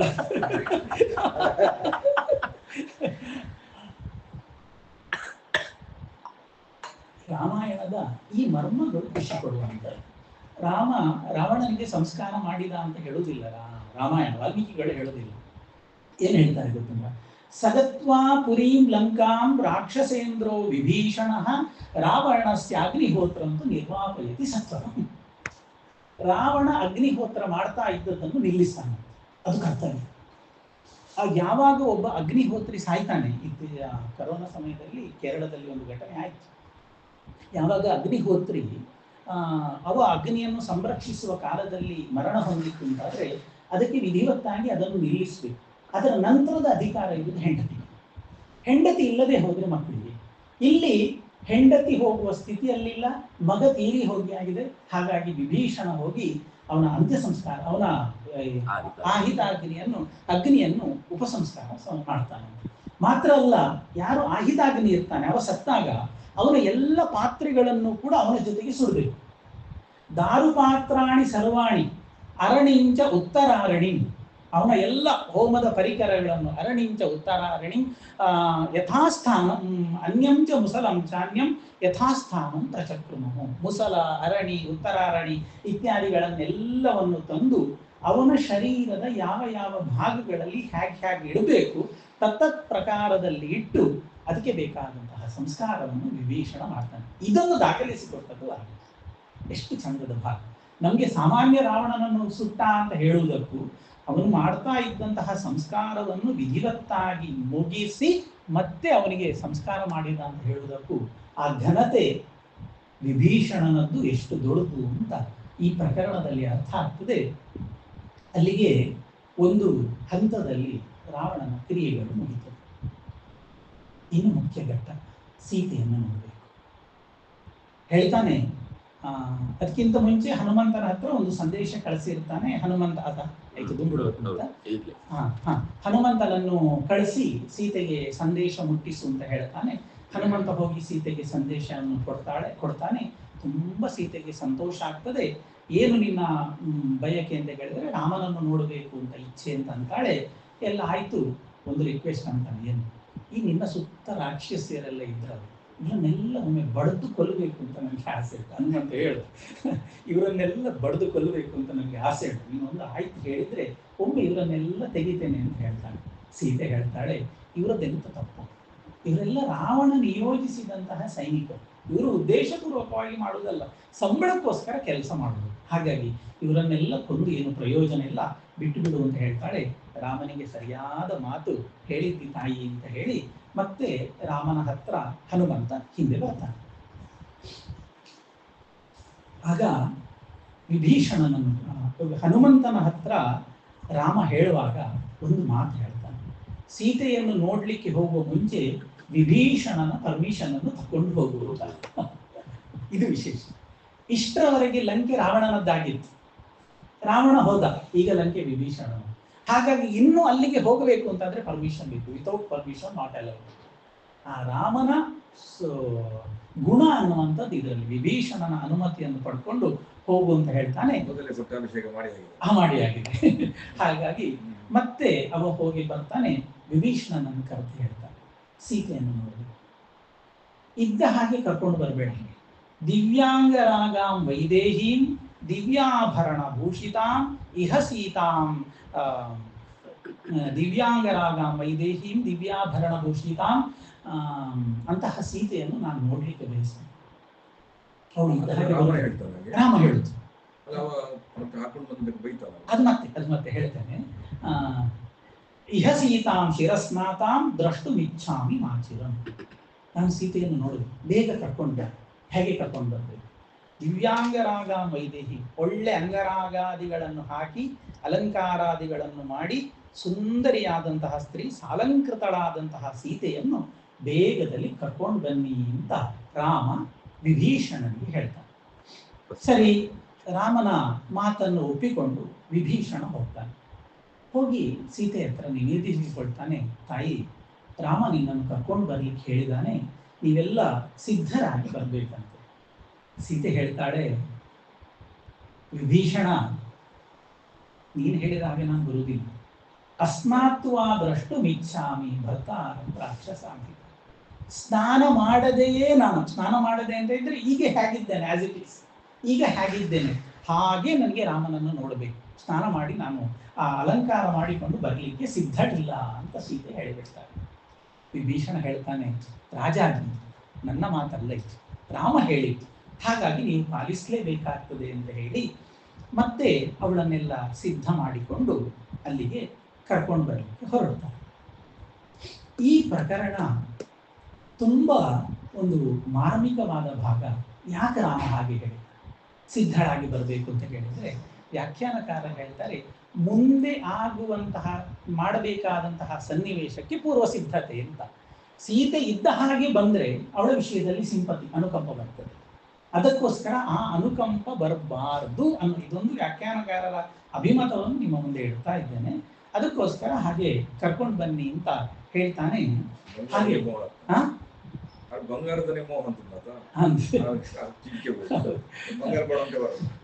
ಹಾಗೆ ಹೋಗ್ತಾರೆ. ವಿಭೀಷಣ ಕರ್ಕೊಂಡು ಬರ್ತಾನೆ. ಕರ್ಕೊಂಡು ಬಂದ್ರೆ ಸನ್ನಿವೇಶ ಯುದ್ಧರಂಗ ಇನ್ನು ರಾಮ ಲಂಕೆಗೆ ಪ್ರವೇಶ ಮಾಡಲಿಲ್ಲ. ಅವನ ವ್ರತ ಮುಗಿಯದೇ ಇರುವುದರಿಂದಾಗಿ ರಾಜ್ಯ ಪ್ರವೇಶ ಅವನಿಗೆ ನಿಷೇಧ. ಯುದ್ಧರಂಗದಲ್ಲಿ ಒಂದು ಭಾಗದಲ್ಲಿದ್ದಾನೆ. ತುಂಬ ಕಪಿ ಸೈನಿಕರು, ಕಪಿವೀರರು, ರಾಕ್ಷಸ ಸ್ತ್ರೀಯರು ಇವರೆಲ್ಲ ಸೇರಿದಂತಹ ಒಂದು ದೊಡ್ಡ ಸಮೂಹ ಅಲ್ಲಿ ಸೇರಿದೆ. ಅದರ ಒಂದು ಪಾರ್ಶ್ವದಲ್ಲಿ ರಾಮ, ಲಕ್ಷ್ಮಣ, ಹನುಮಂತ, ವಿಭೀಷಣ ಇತ್ಯಾದಿಗಳೆಲ್ಲ ಇದ್ದಾರೆ. ವಿಭೀಷಣ ಸೀತೆಯನ್ನು ಕರ್ಕೊಂಡು ಬರ್ತಾನೆ. ಕರ್ಕೊಂಡು ಬಂದರೆ ಹರ್ಷಂ ಶೋಕಂಚ ದೈನ್ಯಂಚ ರಾಘವ ಪ್ರಾಪ ಶತ್ರುಘ. ಇನ್ನೊಂದು ಪಾಠದಲ್ಲಿ ಹರ್ಷಂ ಶೋಕಂಚ ದೈನ್ಯಂಚ ತ್ರಯಂ ರಾಘವ ಮಾವಿಶತ್ ಅಂತ ಅದರ ಪ್ರಾರಂಭ ಹೇಗೆ, ತಾಮಗತಾಂ ಉಪಶ್ರುತ್ಯ ರಕ್ಷೋ ಗೃಹ ಚಿರೋಷಿತಾಂ ರೋಷಂ ಹರ್ಷಂಚ ದೈನ್ಯಂಚ ರಾಘವ ಪ್ರಾಪ ಶತ್ರುಘ. 3 ಭಾವನೆಗಳು ರಾಮನಲ್ಲಿ ಒಟ್ಟಾಯ್ತಂತೆ. ರೋಷ ಅಂದ್ರೆ ತನ್ನನ್ನು ಬಿಟ್ಟು ಇಷ್ಟು ಸಮಯ ಒಬ್ಬ ಪರಕೀಯನಾದಂತಹ ವ್ಯಕ್ತಿಯಲ್ಲಿ ಇವಳು ಇದ್ದವಳು ಅನ್ನುವಂತಹ ರೋಷ. ವ್ಯಾಖ್ಯಾನಕಾರ ಇದಕ್ಕೆ ಬೇರೆ ಬೇರೆ ಬರೀತಾರೆ. ಇಷ್ಟು ಸಮಯ ನೋಡದೇ ಇದ್ದಂತಹ ಪ್ರಾಣ ಪ್ರಿಯತಮೆಯನ್ನು ನೋಡುವ ಯೋಗ. ಹರ್ಷ. ತಾನು ಇಷ್ಟೆಲ್ಲ ಪರಾಕ್ರಮಿ ಆದ್ರೂ ಕೂಡ ಇವಳನ್ನು ಬೇಗ ಕರೆಸ್ಕೊಳ್ಳಿಕ್ಕೆ ಆಗ್ಲಿಲ್ಲ ಅನ್ನುವಂತಹ ದೈನ್ಯ ಸ್ಥಿತಿ. ಹೀಗೆ ಈ ಎಲ್ಲವೂ ಒಟ್ಟು ಸೇರಿ ರಾಮ ಒಂದು ವಿಚಿತ್ರ ಮನಸ್ಥಿತಿಗೆ ಹೋಗಿ ಮುಟ್ತಾನೆ. ಸೀತೆ ಹೇಗೆ ಬಂದು ವಾಲ್ಮೀಕಿಗಳು ಹೇಳ್ತಾರೆ, ತುಂಬಾ ನಾಚಿಕೆಯಾಗಿದೆ. ಅಂದರೆ ಇಷ್ಟು ಸಮಯ ರಾಮನನ್ನು ಬಿಟ್ಟು ಇದ್ದವಳೇ ಅಲ್ಲ, ನಿರಂತರ ಜೊತೆಯಲ್ಲಿದ್ದವರು. ಪ್ರತಿಯೊಂದು ಸನ್ನಿವೇಶದಲ್ಲಿಯೂ ಕೂಡ ಈಗ ರಾಮನನ್ನು ನೋಡ್ಲಿಕ್ಕೆ ಬರ್ತಾ ಇದ್ದೇನೆ ಅಂತ ಹೇಳುವಾಗ, ಲಜ್ಜೆಯ ತ್ವವಲೀಯಂತಿ ಸ್ವೇಷು ಗಾತ್ರೇಷು ಮೈಥಿಲಿ ವಿಭೀಷಣೇನಾನುಗತ ಭರ್ತಾರಂ ಸಾಭ್ಯ ವರ್ತತ. ಲಜ್ಜೆಯ ತ್ವವಲಿಯನ್ ನಾವು ಹೇಳ್ತೇವಲ್ಲ, ನಾಚಿಕೆಯಿಂದ ನೀರಾಗೋದು. ಲಜ್ಜೆಯ ತ್ವವಲಿಯಂತಿ, ನಾಚಿ ನೀರಾಗುವಂತಹ ಪರಿಸ್ಥಿತಿ. ಕಾರಣ ಎರಡು. ಗಂಡನನ್ನು ಇಷ್ಟು ಸಮಯ ನೋಡದೆ ಈಗ ನೋಡ್ತಾ ಇದ್ದೇನೆ, ದೊಡ್ಡ ಸಮೂಹದ ಮಧ್ಯದಲ್ಲಿ ನೋಡ್ತಾ ಇದ್ದೇನೆ, ಏಕಾಂತದಲ್ಲಿ ಅಲ್ಲ. ಸುತ್ತ ಜನಗಳೆಲ್ಲ ಸೇರಿಕೊಂಡಿದ್ದಾರೆ, ಕೆಲವರು ಅಳ್ತಾ ಇದ್ದಾರೆ, ಕೆಲವರು ಜಯಕಾರ ಹಾಕ್ತಾ ಇದ್ದಾರೆ, ರಾಶಿ ರಾಶಿ ಹೆಣಗಳು ಬಿದ್ದಿದೆ. ಇಂತಹ ಸಂದರ್ಭದಲ್ಲಿ ಲಜ್ಜೆಯ ತ್ವವಲಿಯಂತಿ ಸ್ವೇಷು ಗಾತ್ರೇಷು ಮೈಥಿಲಿ, ತನ್ನೊಳಗೆ ತಾನೇ ಹುದುಗಿಸಿಕೊಳ್ಳುವಂತಹ ಪರಿಸ್ಥಿತಿಯಲ್ಲಿ ಭರ್ತಾರಂ ಸಾಭ್ಯವರ್ತದ, ಗಂಡನ ಸಮೀಪಕ್ಕೆ ಸೀತೆ ಬರ್ತಾಳಂತೆ. ರಾಮನಿಗೆ ಬಂದಂತಹ ಭಾವನೆಯೇ ಸೀತೆಯಲ್ಲೂ ಹುಟ್ಟಿತು ಅಂತಾರೆ ವಾಲ್ಮೀಕಿಗಳು. ವಿಸ್ಮಯಾಚ್ಚ ಪ್ರಹರ್ಷಾಚ್ಚ ಸ್ನೇಹಾಚ್ಚ ಪತಿದೇವತಾ ಉದೈಕ್ಷತ ಮುಖಂ ವರ್ತುಃ ಸೌಮ್ಯಂ ಸೌಮ್ಯತರಾನನ. ವಿಸ್ಮಯ, ಪ್ರಹರ್ಷ, ಸ್ನೇಹ. ಸ್ನೇಹ ಅಂದ್ರೆ ಪ್ರೀತಿ. ಹೀಗೆ ಮೂರು ಭಾವಗಳು, ರಾಮನಲ್ಲಿ ಬಂದಂತಹ ಮೂರು ಭಾವಗಳು, ಸೀತೆಯಲ್ಲಿ ಬಂದಂತಹ ಮೂರು ಭಾವಗಳು, ಇದೆಲ್ಲವನ್ನು ಸೇರಿಸಿಕೊಂಡು ಉದೈಕ್ಷತ ಮುಖಂ ವರ್ತುಃ ಸೌಮ್ಯಂ ಸೌಮ್ಯತರಾನನ. ಅಷ್ಟರವರೆಗೂ ಕೂಡ ರಾಮನ ಮುಖ ಸೌಮ್ಯವಾಗಿತ್ತು, ಏನು ವ್ಯತ್ಯಾಸ ಆಗಿರಲಿಲ್ಲ. ಸೀತೆ ಬಂದು ನಿಲ್ತಾಳೆ. ಸೀತೆ ನಿಂತಾಗ ರಾಮ ಮಾತಾಡ್ಲಿಕ್ಕೆ ಶುರು ಮಾಡ್ತಾರೆ. ಇದೊಂದಿಷ್ಟು ಭಾಗಗಳು ಒಂದು ಹಂತದಲ್ಲಿ ಜೀರ್ಣಿಸಿಕೊಳ್ಳಲಿಕ್ಕೆ ಕಷ್ಟ ಆಗ್ತದೆ. ರಾಮ ಹೀಗೆ ಆಡ್ತಾನ, ಈ ಸಂದರ್ಭದಲ್ಲಿ ಹೇಳ್ತಾನ, ಅಯ್ಯೋ ದೇವರೇ ಹೀಗೆ ಹೇಳಬೇಕಿತ್ತ ರಾಮ ಅನ್ನುವಂತಹ ಭಾವನೆಗಳು ನಮ್ಮ ಮನಸ್ಸಿನಲ್ಲೂ ಬರುವ ಹಾಗೆ ರಾಮಚಂದ್ರ ಮಾತಾಡಿ ಹೇಳ್ತಾನೆ. ಯಾವುದೇ ರೀತಿಯಾದ ಭಾವನೆಗಳು, ಇಂಗ್ಲಿಷಲ್ಲಿ ನಾವಿಲ್ಲಿ ಫೀಲಿಂಗ್ಸ್ ಅಂತ ಕರಿತೇವೆ, ಯಾವ ಭಾವನೆಗಳು ಇಲ್ಲದೆ ನಿರ್ಲಿಪ್ತನಾಗಿ ರಾಮಚಂದ್ರ ಮಾತಾಡ್ತಾನೆ. ಏಷಾಸಿ ನಿರ್ಜಿತಾ ಭದ್ರೇ ಶತ್ರುಂಜಿತ್ವ ರಣಾಜಿರೆ ಪೌರುಷಾದ್ಯದನುಷ್ಠೇಯಂ ಮಯೈಕದುಪಪಾದಿತಂ. ಏನು ಗೊತ್ತುಂಟ, ಈಗ ರಾವಣನ ವಶದಲ್ಲಿದ್ದವಳು ನೀನು ಹೊರಗೆ ಬಂದಿಯಲ್ಲ, ಇದನ್ನು ಹೊರಗೆ ತಂದದ್ದು ಯಾಕೆ ಗೊತ್ತುಂಟ ನಿಮಗೆ? ನೀನು ಬೇಕು ಅಂತ ಅಲ್ಲ. ಒಬ್ಬ ಪರಾಕ್ರಮಿಯಾದ ಪುರುಷನ ಹೆಂಡತಿಯನ್ನು ಯಾರಾದರೂ ಕದ್ದುಕೊಂಡು ಹೋದ್ರೆ ಆ ಪುರುಷ ಏನು ಮಾಡ್ತಾನೆ? ನಾನು ಅಷ್ಟೇ ಮಾಡ್ತೇನೆ, ನಿನ್ನ ಮೇಲಿನ ಪ್ರೀತಿಯಿಂದ ಅಲ್ಲ. ಯತ್ಕರ್ತವ್ಯಂ ದರ್ಶನಾಂ ಪ್ರತಿಮಾರ್ಜತ ತತ್ಕೃತಂ ಮಯೇದಂ. ಯತ್ಕರ್ತವ್ಯಂ ಮನುಷ್ಯೇಣ ದರ್ಶನಾಂ ಪ್ರತಿಮಾರ್ಜತ ತತ್ಕೃತಂ ರಾವಣಂ ಹತ್ವಾ ಮಯೇದಂ ನಾರಕಾಂಕ್ಷಿಣ. ನಾನು ಏನು ಮಾಡಲಿ? ಒಬ್ಬ ವ್ಯಕ್ತಿಗೆ ಅಪಮಾನ ಆದಾಗ, ಪರಾಕ್ರಮಿ ಇದ್ದಾನೆ, ಅಪಮಾನ ಆದಾಗ ಏನ್ ಮಾಡ್ತಾನೆ? ಯತ್ಕರ್ತವ್ಯಂ ಮನುಷ್ಯೇಣ ದರ್ಶನ, ಅಪಮಾನವನ್ನು ಪ್ರತಿಮಾರ್ಜನೆ ಮಾಡಲಿಕ್ಕೆ ಏನು ಮಾಡ್ತಾನೆ? ಅಂತಹ ಅಪಮಾನವನ್ನು ಪರಿಹರಿಸುವಂತಹ ಕೆಲಸವನ್ನು ಮಾತ್ರ ನಾನು ಮಾಡಿದ್ದಲ್ಲ, ಇದು ಯಾವುದನ್ನು ನಿನಗೋಸ್ಕರ ಮಾಡಿದ್ದಲ್ಲ. ಇಲ್ಲಿ ಬಂದು ನಿಂತಿದ್ಯಲ್ಲ, ಇದನ್ನು ನೋಡ್ಲಿಕ್ಕೆ ನನಗೆ ಕಷ್ಟ ಆಗ್ತದೆ. ರಾಮ ಹೇಳುವ ಮಾತು, ನನ್ನ ಸಮೀಪದಲ್ಲಿ ಬಂದು ನಿಂತಿದ್ದಿ, ದೀಪೋ ನೇತ್ರಾತುರಸ್ಯೇವ ಪ್ರತಿಕೂಲಾಸಿ ಮೇ ದೃಢ. ಅಲ್ವಾ? ಪೂರ್ವಾರ್ಧ ಹೇಗೆ? ಪ್ರಾಪ್ತ ಚಾರಿತ್ರ ತುಂಬಾ ಭಯಾನಕ ಮಾತು. ಪ್ರಾಪ್ತ ಚಾರಿತ್ರ ಸಂದೇಹ ಮಮ ಪ್ರತಿಮುಖೇ ಸ್ಥಿತ ದೀಪೋ ನೇತ್ರಾತುರಸ್ಯೇವ ಪ್ರತಿಕೂಲಾಸಿ ಮೇ ದೃಢ. ಎಂತ ಉದಾಹರಣೆ! ನಿನ್ನ ಚಾರಿತ್ರ್ಯದ ಬಗ್ಗೆ ನನಗೆ ಸಂಶಯ. ಒಬ್ಬ ವ್ಯಕ್ತಿಯ ವಿಷಯದಲ್ಲಿ ನಮ್ಮ ಮನಸ್ಸು ತೃಪ್ತ ಅಲ್ಲ ಅಂತಾದ್ರೆ ಅವ ಹತ್ರ ಬಂದ್ರೆ ನಮ್ಗೆ ರೇಜಿಗೆ ಆಗ್ತದೆ, ಇವ ಯಾವಾಗ ಹೋಗ್ತಾನೆ ಅಂತ ಆಗ್ತದೆ.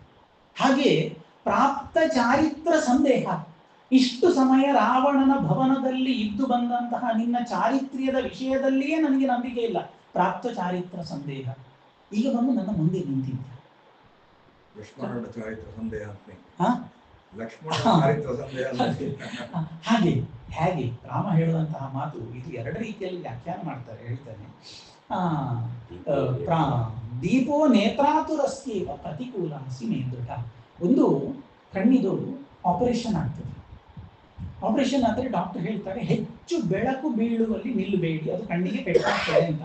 ಅಂತಹ ವ್ಯಕ್ತಿಯ ಮುಂದೆ ಒಂದು ಕೊಳ್ಳಿಯನ್ನು ಒಂದು ದೊಂದಿಯನ್ನು ಇಟ್ಟರೆ ಕಣ್ಣಿಗೆ ಎಷ್ಟು ಪೆಟ್ಟಾಗ್ತದೆ ನೋಡ್ಲಿಕ್ಕೆ ಆಗುದಿಲ್ಲ, ಕಣ್ಣು ಮುಚ್ಚಿಕೊಳ್ತಾನೆ. ಸತ್ಯವಾಗಿ ಸಹಿಸಲಿಕ್ಕೆ ಸಾಧ್ಯ ಇಲ್ಲ ಅಂತ ಕಣ್ಣು ಮುಚ್ಚಿಕೊಳ್ತಾನೆ. ಹಾಗೆ ನೀನು ಬಂದು ನಿಂತದ್ದು ನನ್ನ ಕಣ್ಣಿಂದ ನನಗೆ ನೋಡ್ಲಿಕ್ಕೆ ಆಗ್ತಾ ಇಲ್ಲ ಅಂತ, ಹೊರಟು ಹೋಗಿ ಇಲ್ಲಿಂದ ಅಂತ ಹೇಳ್ತಾರೆ.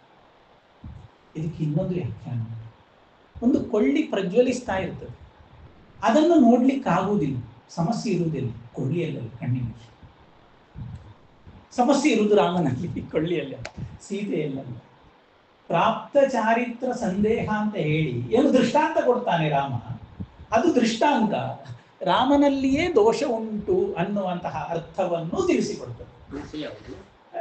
ನೋಡ್ಲಿಕ್ಕೆ ಆಗುವುದಿಲ್ಲ ಅನ್ನುವಂಥದ್ದು, ಕಣ್ಣಿನಿಂದ ನೋಡ್ಲಿಕ್ಕೆ ಆಗುವುದಿಲ್ಲ ಅನ್ನುವಂಥದ್ದು ಸಮಸ್ಯೆ ಇರುವುದು ಕಣ್ಣಿನಲ್ಲಿ ಅಲ್ಲ. ದೋಷ ಯಾವುದು ಅಂತ ಹೇಳಿದ್ರೆ ಸಂದೇಹ. ಹೌದು, ಕರೆಕ್ಟ್. ರಾಮನಿಗೆ ಹಾಗಾಗಿ ಲಕ್ಷ್ಮಣನ ಸಂದೇಹ ಲಕ್ಷ್ಮಣ ಆ ಸಂದೇಹ ರಾಮನಿಗೆ ಮಾಡಬಹುದು. ರೋಷನ್ ಲಂಚ ಇನ್ನತಾರಣೆ ಇದು ಪುರಾಣ. ಹಾಗಾಗಿ ಆಯ್ತಲ್ಲ, ನಿನ್ನ ನೋಡ್ಲಿಕ್ಕೆ ಸಾಧ್ಯ ಆಗ್ತಾ ಇಲ್ಲ ಸೀತೆ ಅಂತ ಕರೆಯುವುದೇ ಇಲ್ಲವ. ಪ್ರೀತಿಯ ಯಾವ ಶಬ್ದಗಳು ರಾಮನಿಂದ ಬರುವುದಿಲ್ಲ. ಭದ್ರೆ ಗಿದ್ರೆ ಸಾಮಾನ್ಯ ಹೆಂಗಸರನ್ನು ಕರೆಯುವಾಗ ಯಾವ ಶಬ್ದಗಳನ್ನು ನಾವು ಉಪಯೋಗಿಸ್ತೇವೆ, ನಾವು ಹೇಳ್ತೇವೆ ಅಮ್ಮ ಇಡದಲ್ಲಿ ಅಮ್ಮ ಕುಲ್ಲೆ ಅಂತ ಹೇಳ್ತೇವೆ, ಅಕ್ಕ ಕುಲ್ಲೆ ಅಂತ ಹೇಳ್ತೇವೆ. ಹಾಗೆ ಅದು ಸಣ್ಣ ಸಣ್ಣ ಶಬ್ದಗಳು, ಅದರಲ್ಲಿ ಯಾವ ಭಾವನೆಗಳು ಅಭಿವ್ಯಕ್ತ ಆಗುವುದಿಲ್ಲ. ಅದೇ ಶಬ್ದಗಳನ್ನು ರಾಮ ಹೇಳ್ತಾನೆ. ಇಲ್ಬೇಡ, ಹೊರಟು ತದ್ಗಚ್ಚ, ಹೊರಟು ಅನುಜಾನೇನ್ಗೆ ಯಥೇಷ್ಟಂ ಜನಕಾತ್ಮಸ, ಎಲ್ಲಿ ಬೇಕಾದ್ರೆ ಹೊರಟು, ನಿಮಗೆ ಪರ್ಮಿಷನ್ ಕೊಟ್ಟಿದ್ದೇನೆ ನಾನು. ನಿಮ್ಗೆ ಯಾವ ಇನ್ನು ರಾಮಗಂಡನಾಗಿ ನನ್ನನ್ನು ನಿಯಂತ್ರಿಸ್ತಾ ಇದ್ದಾನೆ ಅನ್ನುವಂತಹ ಭಾವನೆ ನಿನ್ನಲ್ಲಿ ಇದ್ರೆ ಸೀತೆ ಬಿಟ್ಟು. ಜನಕಾತ್ಮಜಿ ಅವು ಕರೆಯುವಂತಹ ಶಬ್ದ ನೋಡಿ, ಹೆಂಡತಿಯಿಂದ ಕರೆಯುವುದಿಲ್ಲ, ಜನಕನ ಮಗಳೇ ಅಂತ ಕರೀತಾರೆ. ಮದುವೆ ಆಗುವ ಮುಂಚೆ ಇದ್ದಂತಹ ಸಂಬಂಧವನ್ನು ರಾಮ ಈಗ ನೆನಪಿಸ್ತಾ ಇದ್ದಾನೆ. ಜನಕಾತ್ಮಜ ಏತಾಹ ದಶ ದಿಶವು ಬಂದ್ರೆ ಈ 10 ದಿಕ್ಕ ಏತಾದಶ ದಿಶು ಕಾರ್ಯಮಸ್ತಿ ನನೇತ್ವ, 10 ದಿಕ್ಕುಗಳು, 8 ದಿಕ್ಕುಗಳು, ಮೇಲೆ ಕೆಳಗೆ. ನಿನಗೆ ಎಲ್ಲಿ ಹೋಗಬೇಕು ಅಂತಿದ್ರು ಹೋಗು, ನಿನ್ನಿಂದ ನನಗೆ ಆಗುವಂತಹ ಕೆಲಸ ಏನೂ ಇಲ್ಲ. ಅಲ್ಲ, ಏನಾದ್ರೂ ಒಂದು ನನಗೆ ದಯೆ ತೋರಿಸಿ ನನ್ನ ಮೇಲೆ ಕೃಪೆ ಮಾಡಿ ಅಂತ ನೀನು ಕೇಳ್ತೀನಿ ಅಂತ ಆದರೆ ಹೇಗೆ ತೋರಿಸು? ನನ್ನ ವಂಶ ಏನು ಅಂತ ಗೊತ್ತುಂಟ ನಿಮಗೆ? ನನ್ನ ವಂಶದಲ್ಲಿ ನಾನು ನಿನ್ನನ್ನು ಸ್ವೀಕಾರ ಮಾಡಬೇಕು ಅಂತಾದ್ರೆ ನೀನು ಅಷ್ಟು ಚಾರಿತ್ರಳಾಗಿರ್ಬೇಕು, ಅಷ್ಟು ಪರಿಶುದ್ಧಳಾಗಿರ್ಬೇಕು. ರಾವಣಾಂಕ ಪರಿಕ್ಲಿಷ್ಟಾಂ ದೃಷ್ಟಾಂ ದುಷ್ಟೇನ ಚಕ್ಷುಷಾ ಕಥಂ ತ್ವಾ ಪುನರಾದದ್ಯಾಂ ಕುಲೇ ವ್ಯಪದಿಶನ್ ಮಹತ್. ಈ ಶಬ್ದಕ್ಕೆ ಏನು ಅರ್ಥ ಮಾಡು? ರಾವಣಾಂಕ ಪರಿಕ್ಲಿಷ್ಟಾಂ, ರಾಮ ಹೇಳುವಂತಹ ಮಾತು ಏನ್ ಬೇಕಾದ್ರೆ ಅರ್ಥ ಮಾಡಿಕೊಳ್ಳಿ. ದೃಷ್ಟಾಂ ದುಷ್ಟೇನ ಚಕ್ಷುಷ, ಕೆಟ್ಟ ದೃಷ್ಟಿ ರಾವಣನದ್ದು ನಿನ್ನ ಮೇಲೆ ನಿರಂತರ ಬೀಳ್ತಾ ಇತ್ತು. ಅಂತಹ ನಿನ್ನನ್ನು ಕಥಂ ತ್ವಾ ಪುನರಾದದ್ಯ, ಹೇಗೆ ತಾನೇ ನಾನು ನಿನ್ನನ್ನು ಸ್ವೀಕಾರ ಮಾಡಿ? ಕುಲೇ ವ್ಯಪದಿಶನ್, ಕುಲಂ ವ್ಯಪದಿ, ಕುಲಂ ಮತ ಕುಲ್ಯಾತ್, ಕುಲಂ ವ್ಯಪದಿಶನ್ ಮಹತ್. ಅಂತಹ ದೊಡ್ಡ ರಘುವಂಶದಲ್ಲಿ ಬಂದಂತಹ ನಾನು ಯಾವ ಕಾರಣಕ್ಕೂ ನಿನ್ನನ್ನು ಸ್ವೀಕಾರ ಮಾಡಲಿಕ್ಕೆ ಸಾಧ್ಯ ಇಲ್ಲ ಅಂತ. ಇನ್ನೂ ಒಂದು ಸ್ಟೆಪ್ ಕೆಳಗೆ ಇಟ್ಟಿರ್ತಾರೆ. ಅಲ್ಲ, ನಾನು ಸ್ವೀಕಾರ ಮಾಡಲಿಲ್ಲ ಅಂತ ಹೇಳಿದ ಕೂಡಲೇ ನೀನು ಚಿಂತೆ ಮಾಡೋದು ಬೇಡ. ನಿನಗೆ ರಾಮ ಒಬ್ಬನೇ ಇರುವುದಲ್ಲ, ನಿನ್ಗೆ ತುಂಬಾ ಜನ ಇದ್ದಾರೆ ನನ್ನ ಹಾಗೆ. ಯಾರ ಹತ್ರ ಬೇಕಾದ್ರೆ ನೀನು ಹೋಗ್ಬೋದು, ನಾನು ನಿನಗೆ ಅನುಮತಿ ಕೊಡ್ತಾ ಇದ್ದೇನೆ. ತದದ್ಯ ವ್ಯಾಹೃತಂ ಭದ್ರೇ ತದೈದೇ ವ್ಯಾಹೃತಂ ಭದ್ರೇ ಮಯೈತತ್ ಕೃತ ಬುದ್ಧಿನ. ನಾನು ಒಟ್ರಾಸಿ ಹೇಳುವುದಲ್ಲ, ಯೋಚನೆ ಮಾಡಿ ಹೇಳ್ತಾ ಇದ್ದೇನೆ. ಇವತ್ತು ಸ್ಟೇಟ್ಮೆಂಟ್ ಕೊಟ್ಟು ನಾಳೆ ಹೀಗೆ ಹೇಳಲಿಲ್ಲ ಅಂತ ಹೇಳುವಂಥವನಲ್ಲ ನಾನು. ತದದ್ಯ ವ್ಯಾಹೃತಂ ಭದ್ರೇ ಮಯೈತತ್ ಕೃತ ಬುದ್ಧಿನ, ಯೋಚನೆ ಮಾಡಿ ಸರಿಯಾಗಿ ನಾನು ಮಾತಾಡ್ತಾ ಇದ್ದೇನೆ. ನೀನು ಹೋಗು, ಎಲ್ಲಿಗೆ ಹೋಗ್ಬೇಕು? ಲಕ್ಷ್ಮಣೇ ವಾಥ ಲಕ್ಷ್ಮಣೇ ವಾಥ ಭರತೆ ಕುರುಬುದ್ಧಿ. ನಿನ್ಗೆ ಲಕ್ಷ್ಮಣ ಬೇಕಾ? ಭರತ ಬೇಕಾ? ಅಲ್ಲಿಗೆ ಬೇಕಾದ್ರೆ ಶತ್ರುಘ್ನೇ ಮಾತ ಸುಗ್ರೀವೇ ರಾಕ್ಷಸೇಂದ್ರೇ ವಿಭೀಷಣೆ ನಿಮೇಶಯ ಮನಸ್ಸೀತೆ ಯಥಾವಾ ಸುಖಮಾತ್ಮ. ಯಾರು ಬೇಕಾದ್ರೆ ಅಲ್ಲಿ ಕೊಟ್ಟು ಹೇಗಾಗಬೇಕು ಸೀತೆ, ಪೂರ ಸಖ್ಯ ಲಕ್ಷ್ಮಣ ಭರತ ಅನ್ಕೊಂಡು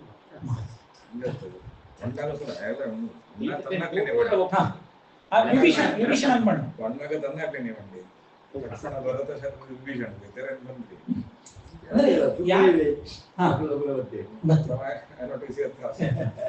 ಅಂದ್ರೆ ಅಲ್ಲಿ ಇದ್ದಂತಹ ಪ್ರಮುಖರು ಭರತ ಇರ್ಲಿಲ್ಲ ಅಂತ, ಶತ್ರುಘ್ನ ಇರ್ಲಿಲ್ಲ ಅಂತ ಬಿಟ್ಟು ಅದೆಲ್ಲ ಅಲ್ಲಿ ಇದ್ದವರು. ಅಂದ್ರೆ ನನಗೆ ಇಂಚ ಹಾಕೊಂಡು ಮಂಗನಾಕಳಿಗೆ ಇಂಚ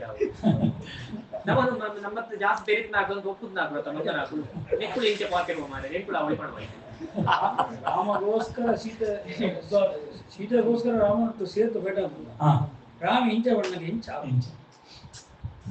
ಕಷ್ಟ.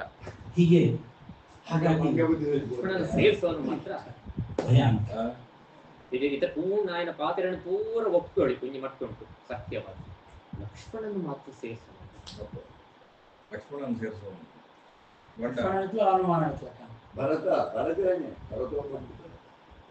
ಲಕ್ಷ್ಮಣೆ ಆಯೆ ಪಂಡಿತ ನಿತ್ಯ ಪಾದಾಭಿವಂದನೆ ಅನ್ಕುಡೆತ್ತ ಅವರ ಅವನು ರಾಮೆಲ್ಲ ಸೂತೆ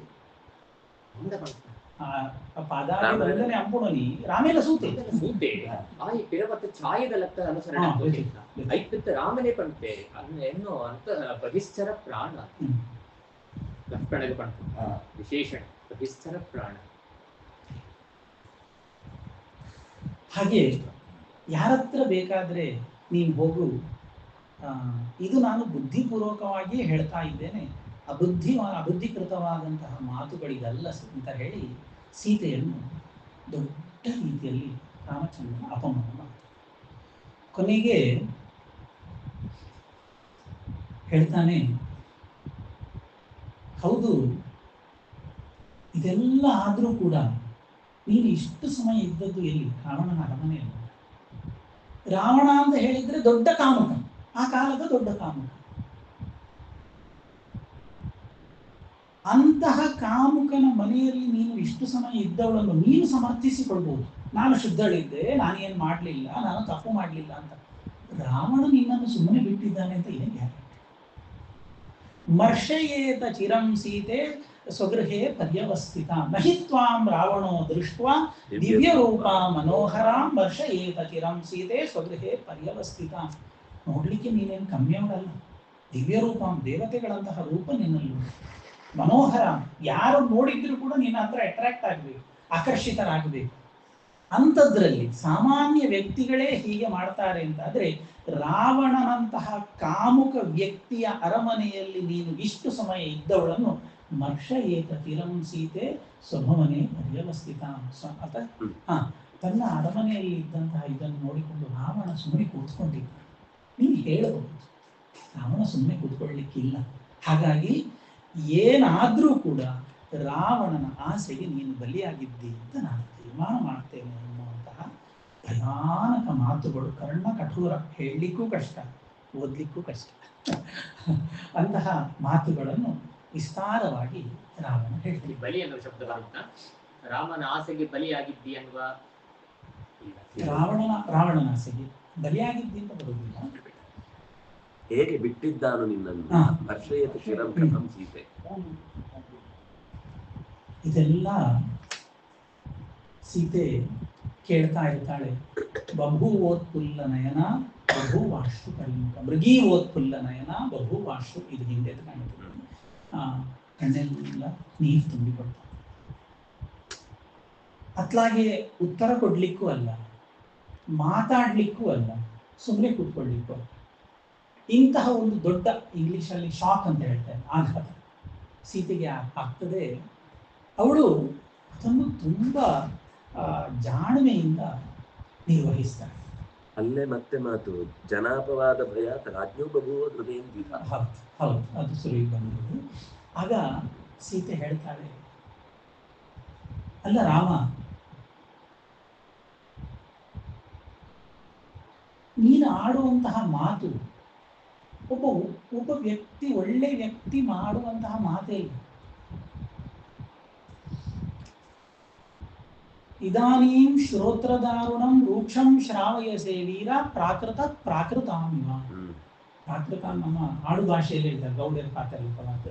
ಹಾಗೆ ಒಂದು ಜನಸಾಮಾನ್ಯರು ಆಡುವಂತಹ ಮಾತನ್ನು ನೀನು ನನ್ನ ಜೊತೆ ಆಡ್ತಾ ಇದ್ದಂತ. ಹೃದಯಂ ಶ್ರೋತ್ರದಾರುಣಂ, ಕೇಳಲಿಕ್ಕೆ ಆಗ್ತಾ ಇಲ್ಲ. ಅಂತಹ ಮಾತುಗಳನ್ನು ಆಡ್ತಾ ಇದ್ಯಲ್ವಾ. ಇದು ನೀನು ಹೇಳುವಂತಹ ಮಾತಾಯ್ತು, ರಾಮ ಹೇಳುವಂತಹ ಮಾತಾಯ್ತು. ಪ್ರಾಕೃತ ಅನ್ನೋದು ಯಾರೋ ಒಬ್ಬ ಸಾಮಾನ್ಯ ಜನ, ಸಾಮಾನ್ಯರಲ್ಲಿ ಸಾಮಾನ್ಯ, ನೀವು ಹೇಳಿದ ಹಾಗೆ ಸಾಮಾನ್ಯರಲ್ಲಿ ಸಾಮಾನ್ಯ ಹೇಳಬೇಕಾದಂತಹ ಮಾತು ನಾನು ರಾಮನ ಬಾಯಿಯಿಂದ ಕೇಳ್ತಾ ಇದ್ದೇನೆ ಹೇಳುವಂಥದ್ದೇ ನನಗೆ ಆಶ್ಚರ್ಯ ಆಗ್ತದೆ. ಪ್ರಾಕೃತ ಅಲ್ಲ, ಇದೆಲ್ಲ ನನ್ನನ್ನು ಹೇಳ್ತಾ ಇದ್ದಲ್ವಾ, ಹೇಗೆ ಹೇಳ್ತಾ ಇದ್ದೀನಿ? ನಿನ್ನ ಮನಸ್ಸಿನಲ್ಲಿ ಏನುಂಟು? ಎಲ್ಲ ದೊಡ್ಡ ಸ್ತ್ರೀ ಸಮೂಹವನ್ನು ನೀನು ನೋಡಿದ್ದು. ಸಾಮಾನ್ಯವಾಗಿ ಏನಿರ್ತಾರೆ, ಒಂದು ದಿನ, 2 ದಿನ, 1 ವಾರ, ಮತ್ತೆ ಕರ್ಕೊಂಡು ಹೋದವನಿಗೆ ಸರೆಂಡರ್ ಆಗ್ತಾರೆ, ಒಪ್ಪಿಕೊಂಡು ಬಿಡ್ತಾರೆ. ಈ ಸೀತೆಯು ಹಾಗೆ ಅಂತ ತಿಳ್ಕೊಂಡು ಬಿಡ್ತೀನಿ. ಸೀತೆ ಹಾಗಲ್ಲ. ರಾಮ ಇಷ್ಟು ಸಮಯ ಆದ್ರೂ ಕೂಡ, ರಾವಣನ ವಶದಲ್ಲಿ ಇದ್ರೂ ಕೂಡ ನಾನು ನನ್ನ ಚಾರಿತ್ರ್ಯವನ್ನು ಕಳೆದುಕೊಳ್ಳಿಲ್ಲ ಅಂತ ಹೇಳ್ತಾರೆ. ರಾವಣ ನನ್ನನ್ನು ಕರ್ಕೊಂಡು ಹೋದ, ಸತ್ಯ. ಕರ್ಕೊಂಡು ಹೋಗುವಾಗ ನನ್ನ ಶರೀರವನ್ನು ಎತ್ತಿಕೊಂಡು ಹೋದ, ಅದು ಸತ್ಯ. ಆದರೆ ಈ ಶರೀರವನ್ನು ಎತ್ತಿಕೊಂಡು ಹೋದ ಅನ್ನುವುದರಿಂದ ನನ್ನ ಮನಸ್ಸು ಅವನದಾಗಿಲ್ಲ.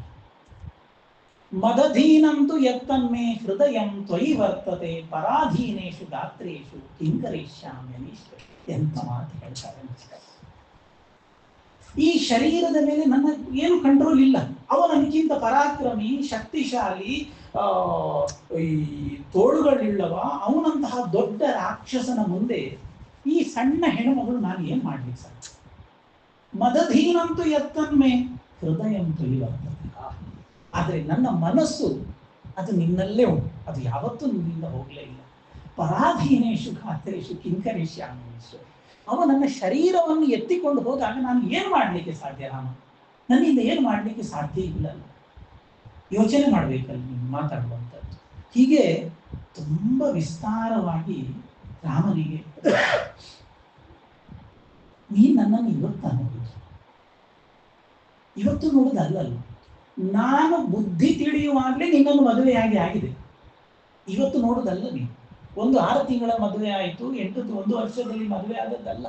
ನಾವು ಯಾವಾಗ ಮದುವೆ ಆದದ್ದು? ಎಷ್ಟು ಸಣ್ಣ ವಯಸ್ಸಿನಲ್ಲಿ ನೀನು ನನ್ನನ್ನು ಮದುವೆ ಆಗಿ. ಎಷ್ಟೇ ನಿಪೀಡಿತ ಪಾಣಿ ಬಾಲ್ಯೇ ಮಮ ವ್ಯವಸ್ಥಿತ ಮಮ ಶೀಲಂಚ ಭಕ್ತಿಂಚ. ನೀನು ಅವಮಾನ ಮಾಡಲಿಕ್ಕೆ ಸಾಧ್ಯ ಆಯ್ತಾ? ಎಷ್ಟೇ ನಿಪೀಡಿತ ಪಾಣಿ ಬಾಲ್ಯೇ ಮಮ ನಿಪೀಡಿತ ಮಮ ಶೀಲಂಚ ಭಕ್ತಿಂಚ. ಮುಂದೆ ಬರ್ತದೆ. ನಾನಿನ್ನೂ ಸಣ್ಣ ವಯಸ್ಸಿನ ಹುಡುಗಿ, ಆಗ್ಲೇ ನೀನು ನನ್ನ ಪಾಣಿಗ್ರಹಣ ಮಾಡಿ ಆಯ್ತು. ಅಷ್ಟು ಸಣ್ಣ ವಯಸ್ಸಿನಿಂದ ಇಷ್ಟರವರೆಗೆ ನೀನು ನನ್ನನ್ನು ನೋಡಿ ನೋಡಿ ನೋಡಿ ಬಂದವ. ಮಮ ಶೀಲಂಚ ಭಕ್ತಿಂಚ, ನನ್ನ ಚಾರಿತ್ರ್ಯವನ್ನು, ನಿನ್ನ ಬಗೆಗಿರುವಂತಹ ನನ್ನ ಭಕ್ತಿಯನ್ನು ಸಂಶಯ ಮಾಡಬಾರದು. ಹೊಸ ಹೆಣ್ಣಲ್ಲ ನಿನ್ನ ಪಾಲಿಗೆ ನಾನು. ಸಣ್ಣ ವಯಸ್ಸಿನಿಂದ ನಿನ್ನ ಜೊತೆಗೆ ಹೆಜ್ಜೆಗೆ ಹೆಜ್ಜೆ ಹಾಕಿ ನಡೆದು ಬಂದಂತಹ ನನ್ನ ವಿಷಯದಲ್ಲಿ ನೀನು ಹೀಗೆ ಸಂಶಯ ಪಡಬಾರದು ರಾಮ ಅಂತ ವಿಸ್ತಾರವಾಗಿ ರಾಮನಿಗೆ ಸೀತೆ ಉತ್ತರ ಕೊಡ್ತಾರೆ. ಇದೆಲ್ಲ ಆಗಿ ದುಃಖ ಸಹಿಸಿಕೊಳ್ಳಿಕ್ಕಾಗುವುದಿಲ್ಲ. ಕೊನೆಗೆ ಹೇಳ್ತಾರೆ, ಇದೆಲ್ಲ ಸಾಕ್ಷಿಯಾಗಿದ್ದಾರೆ. ಈ ಸೀತೆಯ ಮಾತುಗಳು, ರಾಮನ ವ್ಯವಹಾರ, ಇದೆಲ್ಲ ಆಗುವಾಗ ಲಕ್ಷ್ಮಣ, ಸುಗ್ರೀವ, ಆಂಜನೇಯ, ವಿಭೀಷಣ ಇವರೆಲ್ಲ ವಿಟ್ನೆಸ್, ಸಾಕ್ಷಿಗಳಾಗಿದ್ದಾರೆ. ಆಗ ಕೊನೆಗೆ ಹೇಳ್ತಾರೆ ಸೀತೆ, ನನಗಿನ್ನೇನು ದಾರಿ? ನಾನು ನಂಬಿದ್ದು ಬದುಕಿದ್ದು ರಾಮನನ್ನು ನೋಡಬೇಕು, ರಾಮನನ್ನು ಸೇರಬೇಕು ಅನ್ನುವಂತಹ ಒಂದೇ ಆಸೆಯಿಂದ, ಅದಲ್ಲದೆ ನನ್ನ ಬದುಕಿಗೆ ಬೇರೇನೂ ಅರ್ಥವೇ ಇಲ್ಲ.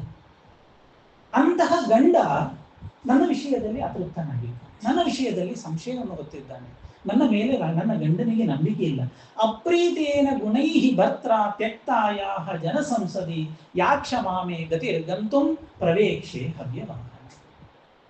ನನ್ನ ಗುಣಗಳಿಂದ ನಾನು ಸಂತೃಪ್ತಿಗೊಳಿಸಬೇಕಾದ್ದು ಯಾರನ್ನು? ಗಂಡನ, ಊರಿನವರನ್ನಲ್ಲ. ಅಂತಹ ನನ್ನ ಗುಣಗಳೇ, ನನ್ನ ಚಾರಿತ್ರ್ಯವೇ ನನ್ನ ಗಂಡನಿಗೆ ಇಷ್ಟ ಆಗಲಿಲ್ಲ ಅಂತಾದ್ರೆ ನಾನಿನ್ನು ಬದುಕಿ ಅಂತ ಬರಬೇಕು. ನನ್ನ ಬದುಕಿಗೆ ಅರ್ಥ ಇಲ್ಲಲ್ವ, ಇನ್ನು ನಾನು ಯಾಕೆ ಬದುಕಬೇಕು? ಹಾಗಾಗಿ ನನಗಿನ್ನು ಬದುಕುವಂತಹ ಅಗತ್ಯ ಇಲ್ಲ.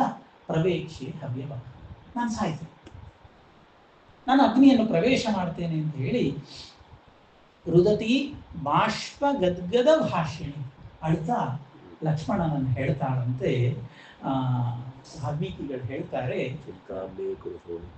ಚಿತಾಮೇ ಕುರು ಸೌಮಿತ್ರೆ ವ್ಯಸನಸ್ಯಾಸ್ಯ ಭೇಷಜಂ ಮಿಥ್ಯಾಪವಾದೋಪಹತ ನಾಹಂ ಜೀವಿತು ಉತ್ಸಹೇ. ಅದಾದ ನಂತರ ದೀನಂ ಧ್ಯಾನ ಪರಾಯಣಂ ಲಕ್ಷ್ಮಣನಿಗೆ ಹೇಳ್ತಾರೆ. ಉವಾಚ ಲಕ್ಷ್ಮಣಂ ಸೀತಾ ದೀನಂ ಧ್ಯಾನ ಪರಾಯಣ. ಉವಾಚ ಲಕ್ಷ್ಮಣಂ ಸೀತಾ ದೀನಂ ಧ್ಯಾನ ಪರಾಯಣ. ಯಾಕೋ ನನಗೆ ಅದು ಓದುವಾಗ ಧ್ಯಾನ ಪರಾಯಣ ಇದ್ದದ್ದು ಶೋಕಪರಾಯಣ ಅಂತ ಆದ್ರೆ ಒಳ್ಳೇದು ಅಂತ ಮತ್ತೆ ಮತ್ತೆ ಭಾವನೆ ಬರ್ತಾ ಇತ್ತು. ಹತ್ತಿರದಲ್ಲಿ ಲಕ್ಷ್ಮಣ ತಲೆಯ ಮೇಲೆ ಕೈ ಹಿಡಿದು ಕೂತಿದ್ದ. ಈಗ ಏನಾಗಿದೆ ಅಣ್ಣನ ಬದುಕಿನಲ್ಲಿ? ಯಾರನ್ನು ಅಲ್ಲ, ಅದಕ್ಕೆ ಪಾಠ ಇರೋದು ಧ್ಯಾನ ಪಾರಾಯಣ ಅಂತಲೇ, ಆದ್ರೆ ಚಿಂತಾಪರಾಯಣ ಹೌದು. ಆದ್ರೆ ಅದಕ್ಕಿಂತ ದೊಡ್ಡ ದುಃಖ ಲಕ್ಷ್ಮಣನಲ್ಲಿ ಇತ್ತು. ಯಾಕೆ ಅಂತ ಕೇಳಿದ್ರೆ ತಾಯಿಯ ಸ್ಥಾನದಲ್ಲಿ ನೋಡಿದ ಸೀತೆಯನ್ನು ಅವನ ಬದುಕು ಪೂರ್ತಿ ಇಂಥದ್ದೇ ಸಂದಿಗ್ಧಗಳನ್ನು ಮುಂದೆ ಬರ್ತದೆ. ಅವಳು ಕಾಡಿಗೆ ಬಹುಬುದ್ಧಿ ಹೇಳುವಾಗ ನಿನಗೆ ಹೆಂಡತಿ ಬಿಡುದು, ನನಗೆ ತಾಯಿ ಬಿಡುದು, ಕಾಡಿ ವಾಪಸ್ ದೀನಂ ಧ್ಯಾನ ಪರಾಯಣ ಇಲ್ಲ ಇಲ್ಲ. ಹಾಗೆ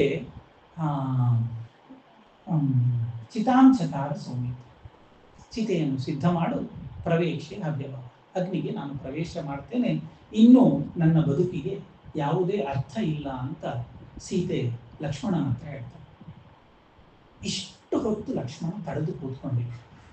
ಆದರೆ ಇದಿಷ್ಟ ಆದಾಗ ಜನಸಂಸದಿ ಆಗ ಅಮರ್ಷ ವಶಮಾಪನ್ನೋ ರಾಘವಂ ಸಮುದೈಕ್ಷತ. ಇಷ್ಟು ಒಟ್ಟಿಗೆ ಕೂತ್ಕೊಂಡಿದ್ದ. ಈಗ ಲಕ್ಷ್ಮಣನಿಗೆ ಅಣ್ಣನ ಮೇಲೆ ಸಿಟ್ಟು ತಡಿಲಿಕ್ಕಾಗಲಿಲ್ಲಂತೆ. ಅಮರ್ಷ ವಶಮಾಪನ್ನ, ಸಿಟ್ಟಿನಿಂದ ರಾಮನ ಕಡೆಗೆ ನೋಡ್ತಾನಂತೆ. ಅಣ್ಣ ಬೇಡ ಅಂತ ಹೇಳಿಯಾನು ಅಂತ ಒಂದು ಆಸೆ, ಕೊನೆಯ ಆಸೆ. ರಾಮ ಕಣ್ಣಿನಲ್ಲಿ ಸವಿಜ್ಞಾಯ ಮನಶ್ಚಂದಂ ರಾಮಸ್ಯಾಕಾರ ಸೂಚಿತಂ ಚಿತಾಂಚಕಾರ ಸೌಮಿತ್ರಿ ಮತೆ ರಾಮಸ್ಯ ಎಂಥ ಮಾತಿ. ಅಣ್ಣನ ಹತ್ರ ನೋಡ್ತಾನೆ. ಕೊನೆಯ ಒಂದು ಆಸೆ ಇರ್ತದಲ್ವ, ಅಣ್ಣ ಬೇಡ ಇರ್ಲಿ ಮಾರೆ ಮತ್ತೆ ನೋಡುವ. ಇಲ್ಲ, ಅಣ್ಣನ ಹತ್ರ ಒಂದು ಸಿಟ್ಟಿನಿಂದ ಅಣ್ಣನನ್ನು ನೋಡ್ತಾನೆ. ಅಣ್ಣ ಏನಾದ್ರೂ ಕೊನೆಯ ಕ್ಷಣದಲ್ಲಿ ಮನಸ್ಸನ್ನು ಪರಿವರ್ತಿಸಬಹುದು, ಅಣ್ಣನ ಮನಸ್ಸಿನಲ್ಲಿ ಒಂದು ಸಣ್ಣ ಭಾವನೆ ಹುಟ್ಟಿಕೊಳ್ಳಬಹುದು ಅಂತ. ಆದರೆ ಅಣ್ಣನ ಮನಸ್ಸನ್ನು ನೋಡಿದ್ರೆ ಏನು ವ್ಯತ್ಯಾಸ ಇಲ್ಲ.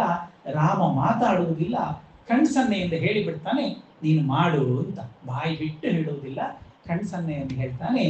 ಸವಿಜ್ಞಾಯ ಮನಶ್ಚಂದಂ ರಾಮಸ್ ಅಂತ ವಾಲ್ಮೀಕಿಗಳು ಎಷ್ಟು ಚಂದ ಬರೀತಾರೆ.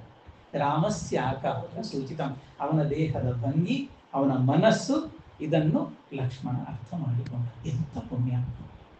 ಕಾಡಿಗೆ ಬಂದದ್ದೇ ನಾನು ರಾಮನ ಮುಂದೆ ನಡೀತೇನೆ ಅಂತ. ಹಿಂದೆ ಕಾಡಿಗೆ ಹೊರಟಾಗ ಲಕ್ಷ್ಮಣ ಹೇಳಿದ್ದ, ಸೀತೆ ಬರ್ತೇನೆ ಅಂತಲೇ ಹಠ ಮಾಡಿ ಹೊರಡುವಾಗ ರಾಮನ ಕಾಲು ಹಿಡ್ಕೊಂಡಿದ್ದ. ನನ್ನನ್ನು ಬಿಟ್ಟು ಹೋಗ್ಬೇಡ, ಅಗ್ರತಸ್ತೆ ಗಮಿಷ್ಯಾಮಿ ಪಂಥಾನವನ್ನು ದರ್ಶಯನ್. ಕಾಡು ಅಂತ ಹೇಳಿದ್ರೆ ಅಣ್ಣ ಕಷ್ಟ ಉಂಟು, ಅಲ್ಲಿ ನಡಿಲಿಕ್ಕೆ ಆಗುವುದಿಲ್ಲ.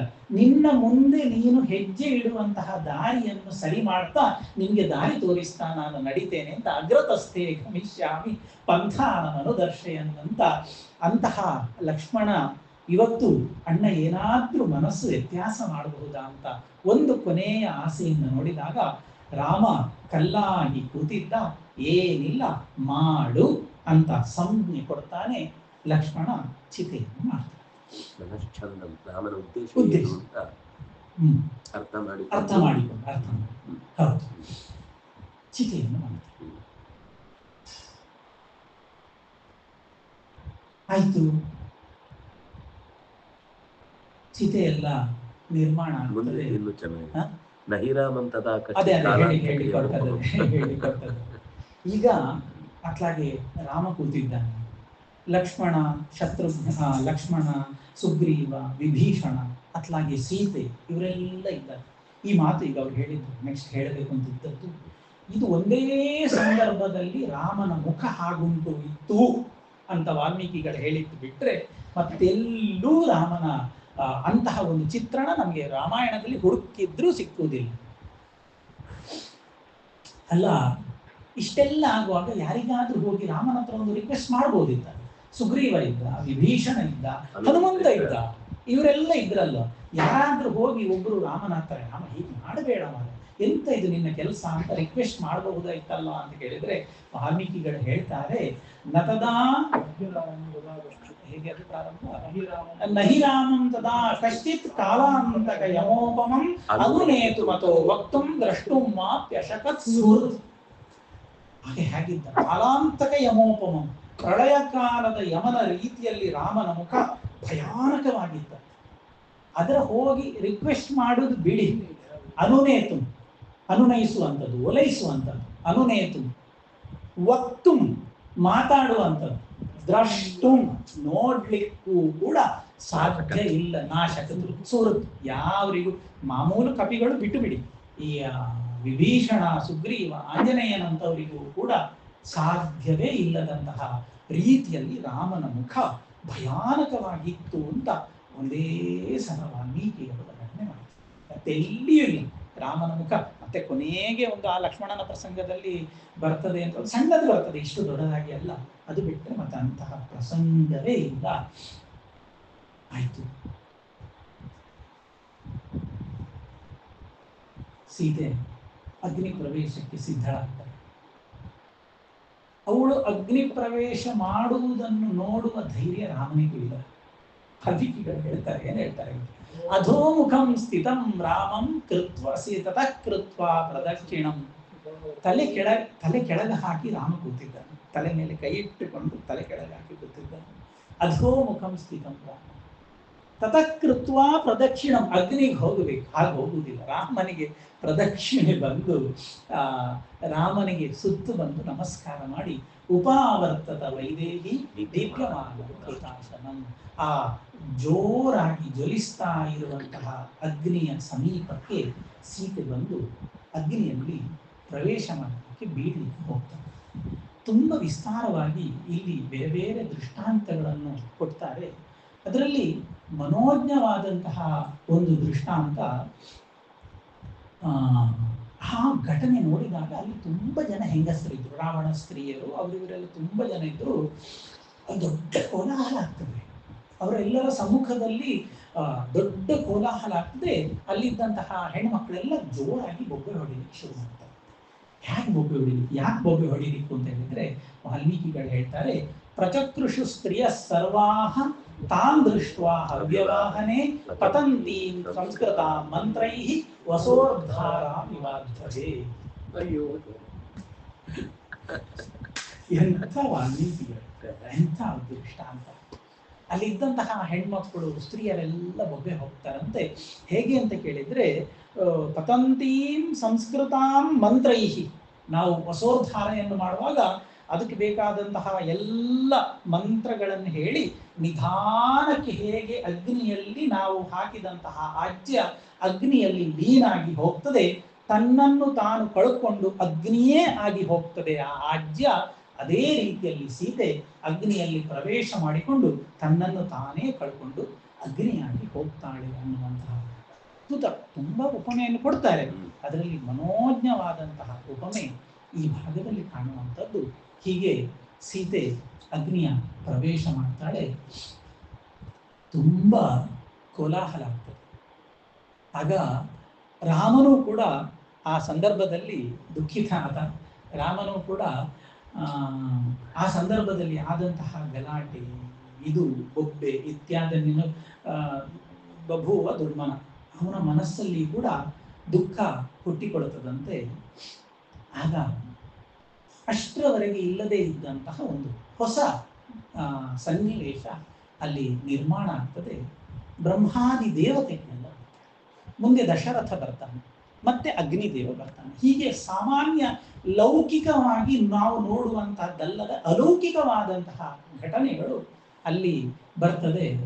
ಆ ದೇವತೆಗಳು ಬ್ರಹ್ಮ ಅಲ್ಲ ಹೇಳುದು, ಬ್ರಹ್ಮದೇವರನ್ನು ಹೇಳ್ತಾರೆ, ಎಂತ ರಾಮ ಇದು ನೀನು ಮಾಡುವಂಥದ್ದು, ಇದು ನೀನು ಪ್ರಾಕೃತ ಮನುಷ್ಯರು ಮಾಡುವ ರೀತಿಯಲ್ಲಿ ನೀನು ಹೆಂಡತಿಯನ್ನು ಮಾಡ್ತಾ ಇದ್ದೀಯಲ್ವ, ಇದೆಲ್ಲ ಮಾಡೋದು ಸರಿಯಲ್ಲ, ಹೀಗೆಲ್ಲ ಮಾಡಬಾರದು ಅಂತ ಹೇಳ್ತಾರೆ. ಆಗ ರಾಮ ಹೇಳ್ತಾನೆ, ಆತ್ಮಾನಂ ಮಾನುಷಂ ಮನ್ಯೇ ರಾಮಂ ದಶರಥಾತ್ಮಜಂ ಸೋಹಂ ಯಶ್ಚ ಭವಾಂಶ್ಚ ಭಗವಾನ್ ತದ್ಬ್ರವೀ ಸೋಹಂ ಯಶ್ಚ ಯತಶ್ಚಾಹಂ ಭಗವಾನ್ ತದ್ಬ್ರವೀತು. ಆತ್ಮಾನಂ ಮಾನುಷಂ ಮನ್ಯೇ, ನಾನು ಒಬ್ಬ ಮನುಷ್ಯನಾಗಿ ಈ ಕೆಲಸಗಳನ್ನು ಮಾಡಿದ್ದೇನೆ, ಇದಕ್ಕಿಂತ ಆಚಿನದ್ದು ನನ್ಗೆ ಗೊತ್ತಿಲ್ಲ ಏನು ಅಂತ. ಆತ್ಮ ರಾಮಂ ದಶರಥಾತ್ಮಜ, ನಾನು ದಶರಥನ ಮಗ ರಾಮ ಅಷ್ಟೇ. ನಾನು ಯಾರು, ಯಾಕಾಗಿ ಬಂದೆ, ಇದರ ಹಿಂದಿರುವಂತಹ ಅರ್ಥ ಏನುಂಟು ಅದೆಲ್ಲ ನೀವು ತಿಳಿಸಿಕೊಡಿ ಅಂತ ಲೋಕಕ್ಕೆ ಗೊತ್ತಾಗ್ತದೆ. ಅದಕ್ಕೋಸ್ಕರ ಅಲ್ವಾ ರಾಮ ಹೇಳಿದಾಗ ಅವರು ಆಗ ದೇವತೆಗಳು ಬ್ರಹ್ಮದೇವ ಹೇಳ್ತಾನೆ, ಭವಾನ್ ನಾರಾಯಣ ಸಾಕ್ಷಾತ್ ಶ್ರೀಮಾನ್ ಚಕ್ರಾಯುಧ ಪ್ರಭು ಸೀತಾ ಲಕ್ಷ್ಮೀ ಭವಾನ್ ವಿಷ್ಣು ದೇವ ಕೃಷ್ಣ ಪ್ರಜಾಪತಿ ಪೌರುಷಂ ರೂಪಮಾಸ್ಥಾಯ ವಿಷ್ಣು ಸತ್ಯ ಪರಾಕ್ರಮ ಅಲ್ಲ ಅವಧಾರಂ ರಾವಣಸ್ಯೇಹ ಪ್ರವಿಷ್ಟೋ ಮಾನುಷೀಂ ತಮಂ. ನೀನು ಸಾಮಾನ್ಯ ಅಲ್ಲ, ಸಾಕ್ಷಾತ್ತಾಗಿ ಭಗವಂತನೇ ಇಲ್ಲಿಗೆ ನೀನು ಹುಟ್ಟಿ ಬಂದದ್ದು. ಅವಧಾರತಂ ರಾವಣಸ್ಯೇಹ ಪ್ರವಿಷ್ಟೋ ಮಾನುಷೀಂ ತಮಂ. ಈ ಮನುಷ್ಯ ದೇಹವನ್ನು ನೀನು ಪ್ರವೇಶ ಮಾಡಿದ್ದೇ, ಈ ಅವತಾರ ತಳೆದದ್ದೇ ಸೀತೆಯ ರಾವಣನ ಸಂಹಾರಕ್ಕೆ ಅಂತ ವಿಸ್ತಾರವಾಗಿ ಎಲ್ಲ ಹೇಳ್ತಾರೆ. ವಿಸ್ತಾರವಾಗಿ ಹೇಳಿದ ನಂತರದಲ್ಲಿ ರಾಮ ಅದನ್ನೆಲ್ಲ ಒಪ್ಪಿಕೊಳ್ತಾನೆ. ಅಗ್ನಿದೇವ, ಆ ಅಗ್ನಿಯಿಂದ ಮತ್ತೆ ದಶರಥ ಅಗ್ನಿ ತಾನು ಅಂಕದಲ್ಲಿ ಸೀತೆಯನ್ನು ಹೊತ್ತುಕೊಂಡು ಅಗ್ನಿದೇವ ಅಲ್ಲಿಂದ ಬರ್ತಾನೆ. ಬಂದು ರಾಮನ ಹತ್ರ ಹೇಳ್ತಾನೆ, ನ ಕರ್ಮಣ ನ ಮನಸ ನ ಬುದ್ಧಿಯ ನೈವ ಚಕ್ಷುಷ ಸುವೃತ್ತ ವೃತ್ತ ಶಾಟೀರ್ಯಂ ನ ತ್ವಾಂ ಅತ್ಯಚರತ್ ಶುಭ. ಇವಳು ಕರ್ಮ, ಮನಸ್ಸು, ಬುದ್ಧಿ, ದೃಷ್ಟಿ ಇದು ಯಾವುದರಿಂದಲೂ ಕೂಡ ನಿನ್ನನ್ನು ಬಿಟ್ಟು ಹೋಗಲೇ ಇಲ್ಲ. ನ ತ್ವಾಂ ಅತ್ಯಚರತ್ ಶುಭ. ಇವಳು ಪರಿಶುದ್ಧಳಾಗಿದ್ದಾಳೆ. ಇವಳ ಪರಿಶುದ್ಧತೆಗೆ ಬೇರೆ ಯಾವುದೇ ದೃಷ್ಟಾಂತವಾಗಿ ಸಾಕ್ಷಿಯಾಗಿ ಬೇಕು. ಹಾಗಾಗಿ ಮತ್ತೆ ನಂತರದಲ್ಲಿ ಅಗ್ನಿದೇವ ಹೇಳ್ತಾನೆ, ಹಾಗಾಗಿ ಪ್ರತಿಗೃಹೀಶ್ವ ಮೈಥಿಲಿ, ಈ ಸೀತೆಯನ್ನು ನೀನು ಸ್ವೀಕಾರ ಮಾಡು. ಈ ವಿಷಯದಲ್ಲಿ ಪ್ರಶ್ನೆ ಮಾಡಲಿಕ್ಕಿಲ್ಲ. ಅಹಂ ಆಜ್ಞಾಪಯ ನೀತಿ ನೇಯಮರ್ಹತಿ ವೈಕ್ಲವ್ಯಂ ರಾವಣಾಂತಃ ಪುರೇ ಸತಿ. ಇವಳು ಇಷ್ಟು ಸಮಯ ರಾವಣನ ಅರಮನೆಯಲ್ಲಿದ್ರೂ ಕೂಡ ಯಾವುದೇ ರೀತಿಯ ವೈಕ್ಲವ್ಯಗಳು ಇವಳಲ್ಲಿ ಬರಲಿಲ್ಲ. ನೇಯಮರ್ಹತಿ ವೈಕ್ಲವ್ಯಂ ರಾವಣಾಂತಃ ಪುರೇ ಸತಿ. ಮತ್ತೆ ಹಾಗಾಗಿ ಅನನ್ಯ ಹೃದಯ ಅದು ಮತ್ತೆ ಹೇಳುವಂಥದ್ದು ಅಲ್ಲ, ಅಗ್ನಿದೇವ ಹೇಳುವಂತಹದ್ದು ಮಾತು. ಮತ್ತೆ ಉತ್ತರಾರ್ಧದಲ್ಲಿ ಹಾಗಾಗಿ ಪ್ರಶ್ನೆ ಮಾಡದೆ ಈ ಸೀತೆಯನ್ನು ಅಹಂ ಆಜ್ಞಾಪಯಾಮಿತೆ, ನಾನಿಗೆ ಅಪ್ಪಣೆ ಮಾಡ್ತಾ ಇದ್ದೇನೆ ಅಂತ ಹೇಳಿ ಸೀತೆಯನ್ನು ಕೊಡ್ತಾನೆ. ಇಷ್ಟ ಆದ ಕೂಡಲೇ ರಾಮ ಚೇಂಜ್. ಅಷ್ಟರವರೆಗಿದ್ದಂತಹ ದ್ವೇಷ, ಸಿಟ್ಟು, ರೂಕ್ಷತೆ ಎಲ್ಲ ಹೋಗಿ, ಹೌದಾ ಅಲ್ಲ ಅದು ನನಗೂ ಗೊತ್ತಿತ್ತು. ಅನನ್ಯ ಹೃದಯಾಂ ಸೀತಾಂ ಮಚ್ಚಿತ್ತ ಪರಿರಕ್ಷಣೀಂ ಅನನ್ಯ ಹೃದಯಾಂ ಸೀತಾಂ ಮಚ್ಚಿತ್ತ ಪರಿರಕ್ಷಣೀಂ ಅಹಮಪ್ಯವಗಚ್ಛಾಮಿ ಮೈಥಿಲೀಂ ಜನಕಾತ್ಮಜ. ಈ ಸೀತೆ ನನ್ನನ್ನು ಬಿಟ್ಟು ಮತ್ತೆ ಯಾರನ್ನು ಕೂಡ ಒಪ್ಪಿಕೊಳ್ಳುವುದಿಲ್ಲ, ಸ್ವೀಕರಿಸುವುದಿಲ್ಲ, ಅವಳಲ್ಲಿ ಇರುವಂಥದ್ದು ನಾನು ಮಾತ್ರ ಅನ್ನುವಂತಹ ವಿಷಯ ನನಗೆ ಗೊತ್ತಿತ್ತು. ಅಹಮಪ್ಯವಗಚ್ಛಾಮಿ, ನಾನು ಕೂಡ ತಿಳ್ಕೊಂಡಿದ್ದೇನೆ, ನೀನು ಮಾತ್ರ ಅಲ್ಲ, ಅದು ನನಗೂ ಕೂಡ ಗೊತ್ತಿತ್ತು. ಆದರೆ ಏನ್ ಮಾಡೋದು? ಬಾಲಿಶೋಭತ ಕಾಮಾತ್ಮ ಅದೊಂದು ಹಿಂದೆ ಅದೊಂದು ರಾಮೋ ದಶರಥಾತ್ಮಜ ಇತಿ ವಕ್ಷತಿ ಮಾಂ ಲೋಕಃ ಕಾಲಕಿ. ಮತ್ತೆ ಆದ್ರೆ ನಾನು ಯಾಕೋಸ್ಕರ ಇದನ್ನು ಮಾಡಿದೆ ಅಂತ ಕೇಳಿದ್ರೆ, ಲೋಕಾಯ ತ್ರಯಾಣಾಂ ಸತ್ಯ ಸಂಶ್ರಯ ಉಪೇಕ್ಷೆ ಚಾಪಿ ವೈದೇಹೀಂ ಮಾನುಷ ಪ್ರಾಕೃತೋ ಪ್ರವಿಶಂತೀಂ ಹುತಾಶನ. ಅಂದ್ರೆ ಈ ಎಲ್ಲ ಲೋಕಕ್ಕೂ ಕೂಡ ಒಂದು ಪಾಠ ಮಾಡಬೇಕಿತ್ತು. ಪ್ರತ್ಯಯಾರ್ಥಂತು ಲೋಕಾನ ತ್ರಯಾಣಾಂ ಸತ್ಯ ಸಂಶ್ರಯ. ಉಪೇಕ್ಷೆ ಚಾಪಿ ವೈದೇಹೀಂ ಪ್ರವಿಶಂತಿ ಹುತಾಶಂ.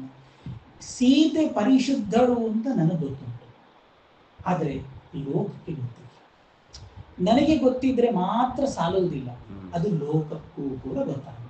ಅದಕ್ಕೋಸ್ಕರವಾಗಿ ಲೋಕದ ಜನರಿಗೆ ಅರ್ಥ ಆಗಲಿಕ್ಕೋಸ್ಕರವಾಗಿ ಉಪೇಕ್ಷೆ ಚಾಪಿ ವೈದೇಹಿ ಪ್ರವಿಶಂತಿ ಹುತಾಶಂ. ಇದು ಎಲ್ಲರ ಬದುಕಿನಲ್ಲಿ ಈ ಘಟನೆಗಳು ಬರ್ತದೆ. ನಾವು ಸತ್ಯಸಂಧರಿದ್ದೇವೆ, ನಾವು ಪ್ರಾಮಾಣಿಕರಿದ್ದೇವೆ, ಕಣ್ಣು ಕಟ್ಟಿ ಕಣ್ಣು ಮುಚ್ಚಿ ಕಿವಿ ಮುಚ್ಚಿ ಕೂತ್ರೆ ಲೋಕಕ್ಕೆ ಹೇಗೆ ಗೊತ್ತಾಗುತ್ತೆ? ಸಂದರ್ಭ ಬಂದಾಗ ನಾನು ಪ್ರಾಮಾಣಿಕನಿದ್ದೇನೆ, ಸತ್ಯನಿದ್ದೇನೆ, ನಾನು ಸರಿಯಾದದ್ದೇ ದಾರಿಯಲ್ಲಿ ಸಾಕ್ತಾ ಇದ್ದೇನೆ ಅಂತ ಲೋಕಕ್ಕೆ ಹೇಳಲೇಬೇಕು. ಇದು ಧರ್ಮ. ಹರಿಯಸ್ನಣ್ಣರಿಗೆ ಬಂದಿತ್ತು ಒಂದು 2 ವರ್ಷದ ಹಿಂದೆ. ಈ ಆಟದ ಮೇಳದವರಿಂದ 2,000 ತಗೊಳ್ತಾರೆ ಅಲ್ಲ, ಪುಣ್ಯಾತ್ಮ 2,000 ಸ್ವಲ್ಪ ಜಾಸ್ತಿ ಹೇಳ್ಬೋದು. ಹಾಗೆ ಎಲ್ಲ ತಗೊಳ್ತಾರೆ. ಯೂಟ್ಯೂಬ್ ಚಾನಲ್ ಅಲ್ಲಿ ಅದರಲ್ಲಿ ಇದರಲ್ಲಿ ಎಲ್ಲ ಬಂತು. ದೇವಸ್ಥಾನವನ್ನು ನಂಬಿದ, ಅವರ ಮೇಲೆ ಭಕ್ತಿ ಇರುವ ಒಂದಷ್ಟು ದೊಡ್ಡ ಜನಸಮೂಹ ಉಂಟು. ಇವರಿಗೆ ಗೊತ್ತಾಯ್ತು. ಒಂದು ಚಾನಲ್ ಅಲ್ಲಿ ಹೋಗಿ ಕೂತು ಇದು ಯಾವುದೂ ಇಲ್ಲ, ಇಂಥದ್ದು ಯಾವುದೂ ಆಗಲಿಲ್ಲ, ಅದಕ್ಕೆ ಏನಾದರೂ ಸಾಕ್ಷ್ಯಾಧಾರಗಳನ್ನಿದ್ರೆ ಕೊಡಿ, ಅಥವಾ ನಾನು ಹೀಗೆ ಮಾಡಲಿಲ್ಲ ಅಂತ ಎಲ್ಲಿಯಾದರೂ ಕ್ಷೇತ್ರಕ್ಕೆ ಬಂದು ಪ್ರಮಾಣ ಮಾಡಬೇಕು ಅಂತಾದರೂ ನಾನು ಸಿದ್ಧ ಅಂತ ಹೇಳಿ. ಇದು ಅನಿವಾರ್ಯ. ಪ್ರಮಾಣ ಮಾಡುವಂಥದ್ದು ನಮಗಲ್ಲ, ಪ್ರತ್ಯಯಾರ್ಥ ಅಂತೂ ಲೋಕ ಜನರಿಗೆ ನಂಬಿಕೆ. ನಾವು ಪ್ರಾಮಾಣಿಕರಾಗಿದ್ದೇವೆ, ಆ ಸ್ಥಾನದಲ್ಲಿ ಕೂತಾಗ, ಆ ವ್ಯವಸ್ಥೆಯಲ್ಲಿ ಬಂದಾಗ ನಾವು ಪ್ರಾಮಾಣಿಕರಾಗಿ ಇರುವಂಥದ್ದು ಎಷ್ಟು ಮುಖ್ಯವೋ, ನಾವು ಪ್ರಾಮಾಣಿಕರಾಗಿ ಇದ್ದೇವೆ ಅಂತ ತೋರಿಸುವಂಥದ್ದು ಕೂಡ ಅಷ್ಟೇ ಮುಖ್ಯ ಆಗ್ತದೆ. ಅದನ್ನು ರಾಮ ಮಾಡಿತು. ಹೀಗೆ ಎಲ್ಲ ಹೇಳಿ ಮತ್ತೆ ಹೇಳ್ತಾನೆ, ನೇಯಮರ್ಹತೆ ವೈಕ್ಲವ್ಯ ರಾವಣ ಅಂತಃಪುರೇ ಸತಿ ಅನನ್ಯಾ ಹಿಮಯಾ ಸೀತಾ ಭಾಸ್ಕರಸ್ಯ ಪ್ರಭಾಯತ. ಸೂರ್ಯನನ್ನು ಬಿಟ್ಟು ಅವನ ಕಿರಣ ಇರ್ಲಿಕ್ಕೆ ಸಾಧ್ಯ, ನನ್ನನ್ನು ಬಿಟ್ಟು ಸೀತೆ ಇರ್ಲಿಕ್ಕೆ ಸಾಧ್ಯ. ಅನನ್ಯಾ ಹಿಮಯಾ ಸೀತಾ ಭಾಸ್ಕರಸ್ಯ ಪ್ರಭಾ. ಯಾವತ್ತೂ ಅವಳು ಬಿಟ್ಟಿರುವಂಥವಳು ಅಲ್ಲ ಅಂತ ರಾಮಚಂದ್ರ ಹೇಳ್ತಾನೆ. ಅಷ್ಟು ಹೊತ್ತಿಗೆ ದಶರಥ ಬರ್ತಾನೆ. ಅಲ್ಲಿಗೆ ಆ ಪ್ರಸಂಗ ಸಮಾಪ್ತ ಆಗ್ತದೆ. ದಶರಥ ಎಲ್ಲ ಬಂದು ಅವನ ಜೊತೆ ಎಲ್ಲ ಮಾತುಕತೆ ಆಗ್ತದೆ. ಸೀತೆಗೆಲ್ಲ ದಶರಥ ಹೇಳ್ತಾನೆ. ದಶರಥ ಹೊರಡುವಾಗ ನಿಮಗೆ ಆ ರಾಮನ ವ್ಯಕ್ತಿತ್ವವನ್ನು ಹೇಗೆ ಕಟ್ಟಿಕೊಟ್ಟಿದ್ದಾರೆ ವಾಲ್ಮೀಕಿಗಳು, ಯಾವ ಸಂದರ್ಭದಲ್ಲಿ ಆ ಪುಣ್ಯಾತ್ಮ ಯಾವುದನ್ನು ನೆನಪಿಸಿಕೊಳ್ತಾನೆ, ಹೇಗೆ ಪ್ರಾರ್ಥನೆ ಮಾಡ್ತಾನೆ ಅಂತ ಅರ್ಥ ಆಗುವುದಿಲ್ಲ. ದಶರಥ ಎಲ್ಲ ಬಂದು ಸೀತೆಗೆ ಹೇಳ್ತಾನೆ, ರಾಮನಿಗೆ ಹೇಳ್ತಾನೆ, ಎಲ್ಲ ಆಗ್ತದೆ. ಹೊರಡುವಾಗ ಒಂದು ಸಣ್ಣ ಪ್ರಾರ್ಥನೆ ಅಂತ ರಾಮ. ದಶರಥ ಏನು ಕೇಳ್ತಾನೆ, ಆ ಶ್ಲೋಕ ಯದುಕ್ತ ಕೈಕಯಿ ತ್ವಯ ಸಪುತ್ರಾಂ ತ್ವಾಂ ತ್ಯಜಾಮೀತಿ ಯದುಕ್ತ ಕೈಕಯಿ ತ್ವಯ ಸಶಾಪಃ ಕೈಕಯಿ ಘೋರಃ ಸಪುತ್ರಾಂ ನ ಸ್ಪೃಶೇತ್ ಪ್ರಭೋ. ಹಿಂದೆ ರಾಮ ದಶರಥ ಮತ್ತೆ ಕೈಕೇಯಿಗೆ ಗಲಾಟೆ ಆಗುವಾಗ ಕೊನೆಗೊಂದು ಸಲ ದಶರಥ ಸಿಟ್ಟಿನಿಂದ ನಾನು ನಿನ್ನನ್ನು ಬಿಟ್ಟು ಬಿಡ್ತೇನೆ ಅಂದ್ಬಿಟ್ಟ. ಇನ್ನು ಮುಂದೆ ನಿನಗೂ ನಿನ್ನ ಮಗನಿಗೂ ನನಗೂ ಯಾವುದೇ ಸಂಬಂಧ ಇಲ್ಲ ಅಂತ ನಾನು ನಿನ್ಗೆ ಡೈವರ್ಸ್ ಕೊಟ್ಟು ಬಿಡ್ತೇನೆ ಅಂತ ದಶರಥ ಅವತ್ತು ಕೈಕೇಯಿಗೆ ಹೇಳಿದ. ಅದು ರಾಮನಿಗೆ ಗೊತ್ತುಂಟು. ಈಗ ರಾಮ ಕೇಳ್ತಾನೆ, ವ್ಯಕ್ತಿತ್ವ ನೋಡಿ, ಸಪುತ್ರಾಂ ತ್ವಾಂ ತ್ಯಜಾಮೀತಿ ಯದುಕ್ತ ಕೈಕಯಿ ತ್ವಯ. ಬೇರೆ ಏನ್ ಕೇಳುದಿಲ್ಲ ಅವನು. ಸಶಾಪಃ ಕೈಕಯಿ ಘೋರಃ ಸಪುತ್ರಾಂ ನ ಸ್ಪೃಶೇತ್ ಪ್ರಭೋ. ಆ ಶಾಪ ಕೈಕೇಯಿಗೆ ತಟ್ಟಬಹುದು. ನೀನು ಕೊಟ್ಟದಲ್ಲ, ಕೊಟ್ಟವನು ನೀನು, ಹಿಂದೆ ತಗೊಳ್ಳಿಕ್ಕೆ ಅಧಿಕಾರ ಇರುವುದು ಕೂಡ ನೀನು. ಹಾಗಾಗಿ ಅದನ್ನು ಹಿಂದೆ ತಗೊಂಡು ಬಿಡು ಅಂತ ದಶರಥನ ಹತ್ರ ಹೇಳಿ, ಏನೋ ಒಂದು ದೊಡ್ಡ ಪ್ರಮಾದ ಆಗಿತ್ತು, ಅದನ್ನು ರಾಮ 14 ವರ್ಷ ಕಳೆದ ನಂತರ ಸರಿ ಮಾಡ್ತಾನೆ. 14 ವರ್ಷ ಅದನ್ನು ನೆನಪಿಟ್ಟುಕೊಂಡು ಮನಸ್ಸಿನಲ್ಲಿ ಕೊರಗಿ ಇವತ್ತು ದಶರಥ ಬಂದಾಗ ಅದನ್ನು ತಗೊಳ್ಳಿಕ್ಕೆ ಹೇಳುವಂತಹ ಆ ಜಾಣ್ಮೆ, ಆ ನೆನಪು, ಆ ಸಹೃದಯತೆ, ಇದಕ್ಕೆ ದೇವರು ಹೇಳುವುದಿತ್ತಲ್ಲ.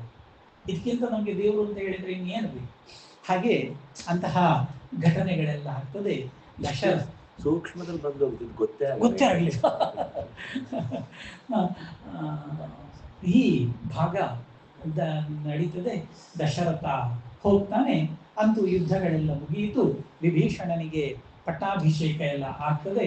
ಲಕ್ಷ್ಮಣ ಮುಂದೆ ನಿಂತು ಪಟ್ಟಾಭಿಷೇಕ ಮಾಡ್ತಾನೆ. ಎಲ್ಲ ಆಗಿ ಹೊರಡುವಾಗ ವಿಭೀಷಣ ಹೇಳ್ತಾನೆ, ಯುದ್ಧ ಎಲ್ಲ ಮುಗೀತಾರೆ, ಒಂದು ದಿನ ರೆಸ್ಟ್ ತಗೊಂಡು, ಇಷ್ಟು ಅರ್ಜೆಂಟ್ ಇದ್ದು. ಆಗ ಆ, ಇಷ್ಟರವರೆಗೆ ಇಲ್ಲಿಯ ಚಿಂತೆ ಇತ್ತು. ಈಗ ಭರತನ ಚಿಂತೆ ಶುರುವಾಯಿತು. ಸತಾಮ್ಯತಿ ಧರ್ಮಾತ್ಮ ಭರತಃ ಭ್ರಾತೃವತ್ಸಲ. ನನ್ನ ತಮ್ಮ ಅಲ್ಲ, ಶಬ್ದ ಅದೇ ಅಲ್ವ, ತಾಮ್ಯತಿ ಅಲ್ಲ, ತಾಮ್ಯತಿ, ಹೌದು ಅದೇ ಶಬ್ದ. ನನಗೋಸ್ಕರ ತವಕದಿಂದ, ತಾಮ್ಯತಿ ಬಹುಶಃ ಅದೇ ಸರಿ ಆಗ್ತದೆ ಕಾಣುತ್ತದೆ, ತವಕದಿಂದ ಕಾಯ್ತಾ ಇದ್ದಾನೆ. ಹಾಗಾಗಿ ಕೆಲಸ ಆದ ನಂತರದಲ್ಲಿ ಕೂತ್ಕೊಳ್ಳುವಂಥದ್ದು ಬುದ್ಧಿವಂತರ ಸಮಯ ಆಯ್ತಾ ಗೊತ್ತಿಲ್ಲ.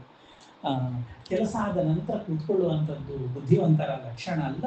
ಹಾಗಾಗಿ ನನಗೆ ಹೋಗಬೇಕು, ಇನ್ನು ಹೋಗಲಿಕ್ಕೆ ತುಂಬ ಹೊತ್ತು ಬೇಕು ಅಂತ ಹೇಳ್ತಾನೆ. ವಿಭೀಷಣ ಹೇಳ್ತಾನೆ, ಪುಷ್ಪಕವನ್ನು ಕ್ಷಣ ಮಾತ್ರದಲ್ಲಿ ನಿನ್ನನ್ನು ಮುಟ್ಟಿಸ್ಲಿಕ್ಕೆ ಆಗ್ತದೆ ಅಂತ ಹೇಳಿ ಪುಷ್ಪಕವನ್ನೆಲ್ಲ ಸಿದ್ಧ ಮಾಡ್ತಾರೆ. ಸೀತೆಯನ್ನು ಅಂಕಮಾದಾಯ ವೈದೇಹಿ ತನ್ನ ತೊಡೆಯಲ್ಲಿ ಕೂತ್ಕೊಳ್ಕೊಂಡು ಸಿಟ್ಟೆಲ್ಲ ಹೋಗಿ ಆಯ್ತು, ಅದು ಮುಗಿದಾಯ್ತು ಕತೆ. ಈಗ ರಾಮನೇ ಬೇರೆ, ಆಗ ಇದ್ದ ರಾಮನೇ ಬೇರೆ, ಈಗ ಇದ್ದ ರಾಮನೇ ಬೇರೆ. ವಿಲಜ್ಜಂತಿ, ಅವಳಿಗೆ ನಾಚಿಕೆ ಆಗ್ತಾ ಉಂಟಂತೆ, ಇಷ್ಟು ಜನರ ಮಧ್ಯದಲ್ಲಿ ಎಂತ ಇವರು ಹೀಗೆ ಮಾಡೋದು ಅಂತ. ಅಂತಹ ಸೀತೆಯನ್ನು ಕರ್ಕೊಂಡು ಪುಷ್ಪಕದಲ್ಲಿ ಕೂತ್ಕೊಳ್ತಾನೆ. ಎಲ್ಲ ಹೊರಡುವಾಗ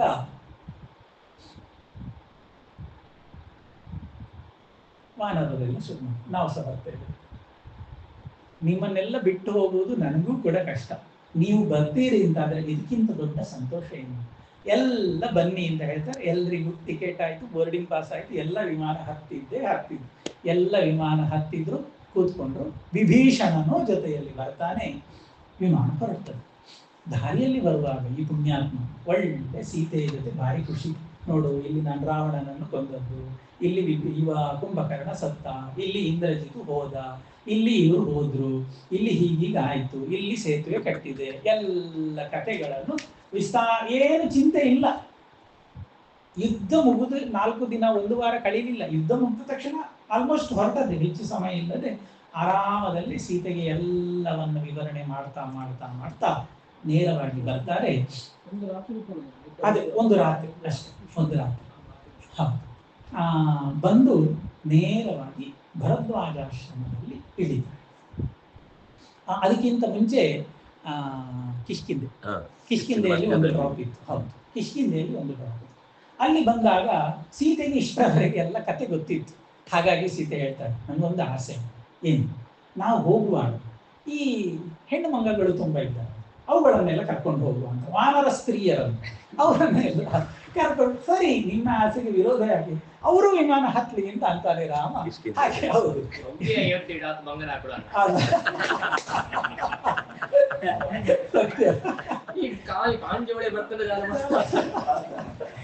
ಅವತ್ತು ಬಂದದ್ದು ಮತ್ತೆ ಹಿಂದೆ ಹಾಗೆ ಆ ವಾನರ ಸ್ತ್ರೀಯರು ಎಲ್ಲ ಹತ್ತುತ್ತಾರೆ. ಅಲ್ಲಿಂದ ಹತ್ತಿ ನೇರ ವಿಮಾನ ಮತ್ತೆ ಹೊರಡುತ್ತದೆ. ಮತ್ತೆ ಭರದ್ವಾಜಾಶ್ರಮದಲ್ಲಿ ವಿಮಾನ ಇಳಿತದೆ.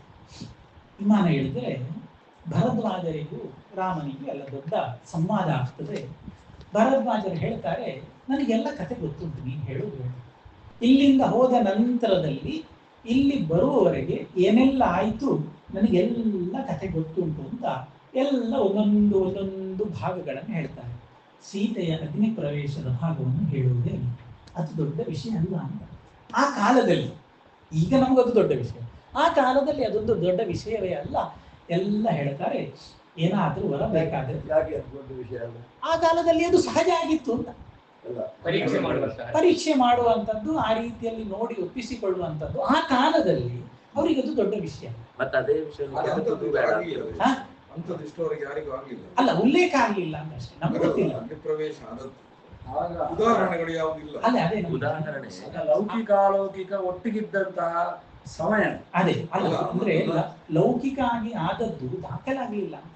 ಅಲ್ಲ, ಎಲ್ಲ ಕಡೆ ಅದೇ ಅದೇ ಭರದ್ವಾಜರಿಗೂ ಕಷ್ಟ ಆಯ್ತು ಅಂತ ಹಾಗಲ್ಲ ಕಷ್ಟ ಆಯ್ತು. ಆಗಿನ ಕಾಲದಲ್ಲಿ ಅದು ಸಹಜವಾಗಿತ್ತು. ಅದನ್ನು ಉಲ್ಲೇಖಿಸುವಷ್ಟು ದೊಡ್ಡ ಘಟನೆ ಅಲ್ಲ ಆ ಕಾಲದವರಿಗೆ. ನಮಗೆ ಅದನ್ನು ಜೀರ್ಣಿಸಿಕೊಳ್ಳಿಕ್ಕೆ ಆಗಲ್ಲ. ಉಲ್ಲೇಖ ಮಾಡ್ಲಿಕ್ಕೆ ಆಗುದಿಲ್ಲ ಅಂದ್ರೆ ಬಾಕಿದ್ದೆಲ್ಲ ಸಂಬಂಧ ಅದೇ ಹೇಳುದು ನಾನು ಈಗ. ಅದಕ್ಕಿಂತಲೂ ಇದು ಸಣ್ಣ ಘಟನೆ ಅಲ್ಲ. ಇವ್ರು ಹೇಳಿದ್ದು ಇನ್ನೊಂದು ರೀತಿ, ಅದನ್ನ ಹೇಳೋದು ಸ್ವಲ್ಪ ಅವ್ರಿಗೆ ಬೇಡ, ಇಟ್ಕೊಳ್ಳುವ. ಅಂತೂ ಭರದ್ವಾಜರು ಎಲ್ಲ ಹೇಳ್ತಾರೆ. ಅಂತೂ ಆ ಹೊತ್ತಿನಲ್ಲಿ ಇನ್ನೊಂದು ಘಟನೆ. ರಾಮ ನೋಡಿ ಅವನ ಬುದ್ಧಿ ಸೂಕ್ಷ್ಮತೆ ಎಷ್ಟು ಅಂತ ಹೇಳಿದ್ರೆ ಪದೇ ಪದೇ ನಮ್ಗೆ ತೋರುವಂಥದ್ದು ಹನುಮಂತನನ್ನು ಕರೀತಾರೆ. ಹನುಮಂತ ನೇರವಾಗಿ ನೀನು ಹೋಗ್ಬೇಕೀಗ, ನಾವು ಮತ್ತೆ ಬರ್ತೇವೆ, ನೀನು ಫಸ್ಟ್ ಹೋಗು, ಗುಹನ ಹತ್ರ ಹೋಗು, ರಾಮ ಬರ್ತಾ ಇದ್ದಾನೆ, ಅಲ್ಲಿಂದ ಮತ್ತೆ ಭರತನ ಹತ್ರ ಹೋಗು, ನನ್ನ ತಮ್ಮ ಭರತ ನನಗೋಸ್ಕರ ಕಾಯ್ತಾ ಇದ್ದಾನೆ, ಅಣ್ಣ ಬರ್ತಾ ಇದ್ದಾನೆ ಅಂತ ಭರತನಿಗೆ ಹೇಳಿ. ಭರತನಿಗೆ ಹೇಳುವಾಗ ನೋಡು, ವೃತ್ತೇನ ಅಲ್ವಾ ಮುಖವರ್ಣೇನ ವ್ಯಾಭಾಷಿತೇನ ಚ, ಇನ್ನೊಂದೇನೋ ಶಬ್ದ ಉಂಟು, ವೃತ್ತೇನ ಮುಖವರ್ಣೇನ ವ್ಯಾಭಾಷಿತೇನ. ಭರತಸ್ತು ತ್ವಯಾವಾಚ್ಯ ಕುಶಲಂ ವಚನಾನ್ಮನ ಸಿದ್ಧಾರ್ಥಂ ಶಂಸನಾ ತಸ್ಮೈ ಸಮಾರ್ಥಂ ಸಮರ್ಥಂ ವೃತ್ತೇನ ಮುಖವರ್ಣೇನ ವ್ಯಾಪಾದಿಶ ಏನೋ ಬರ್ತದೆ.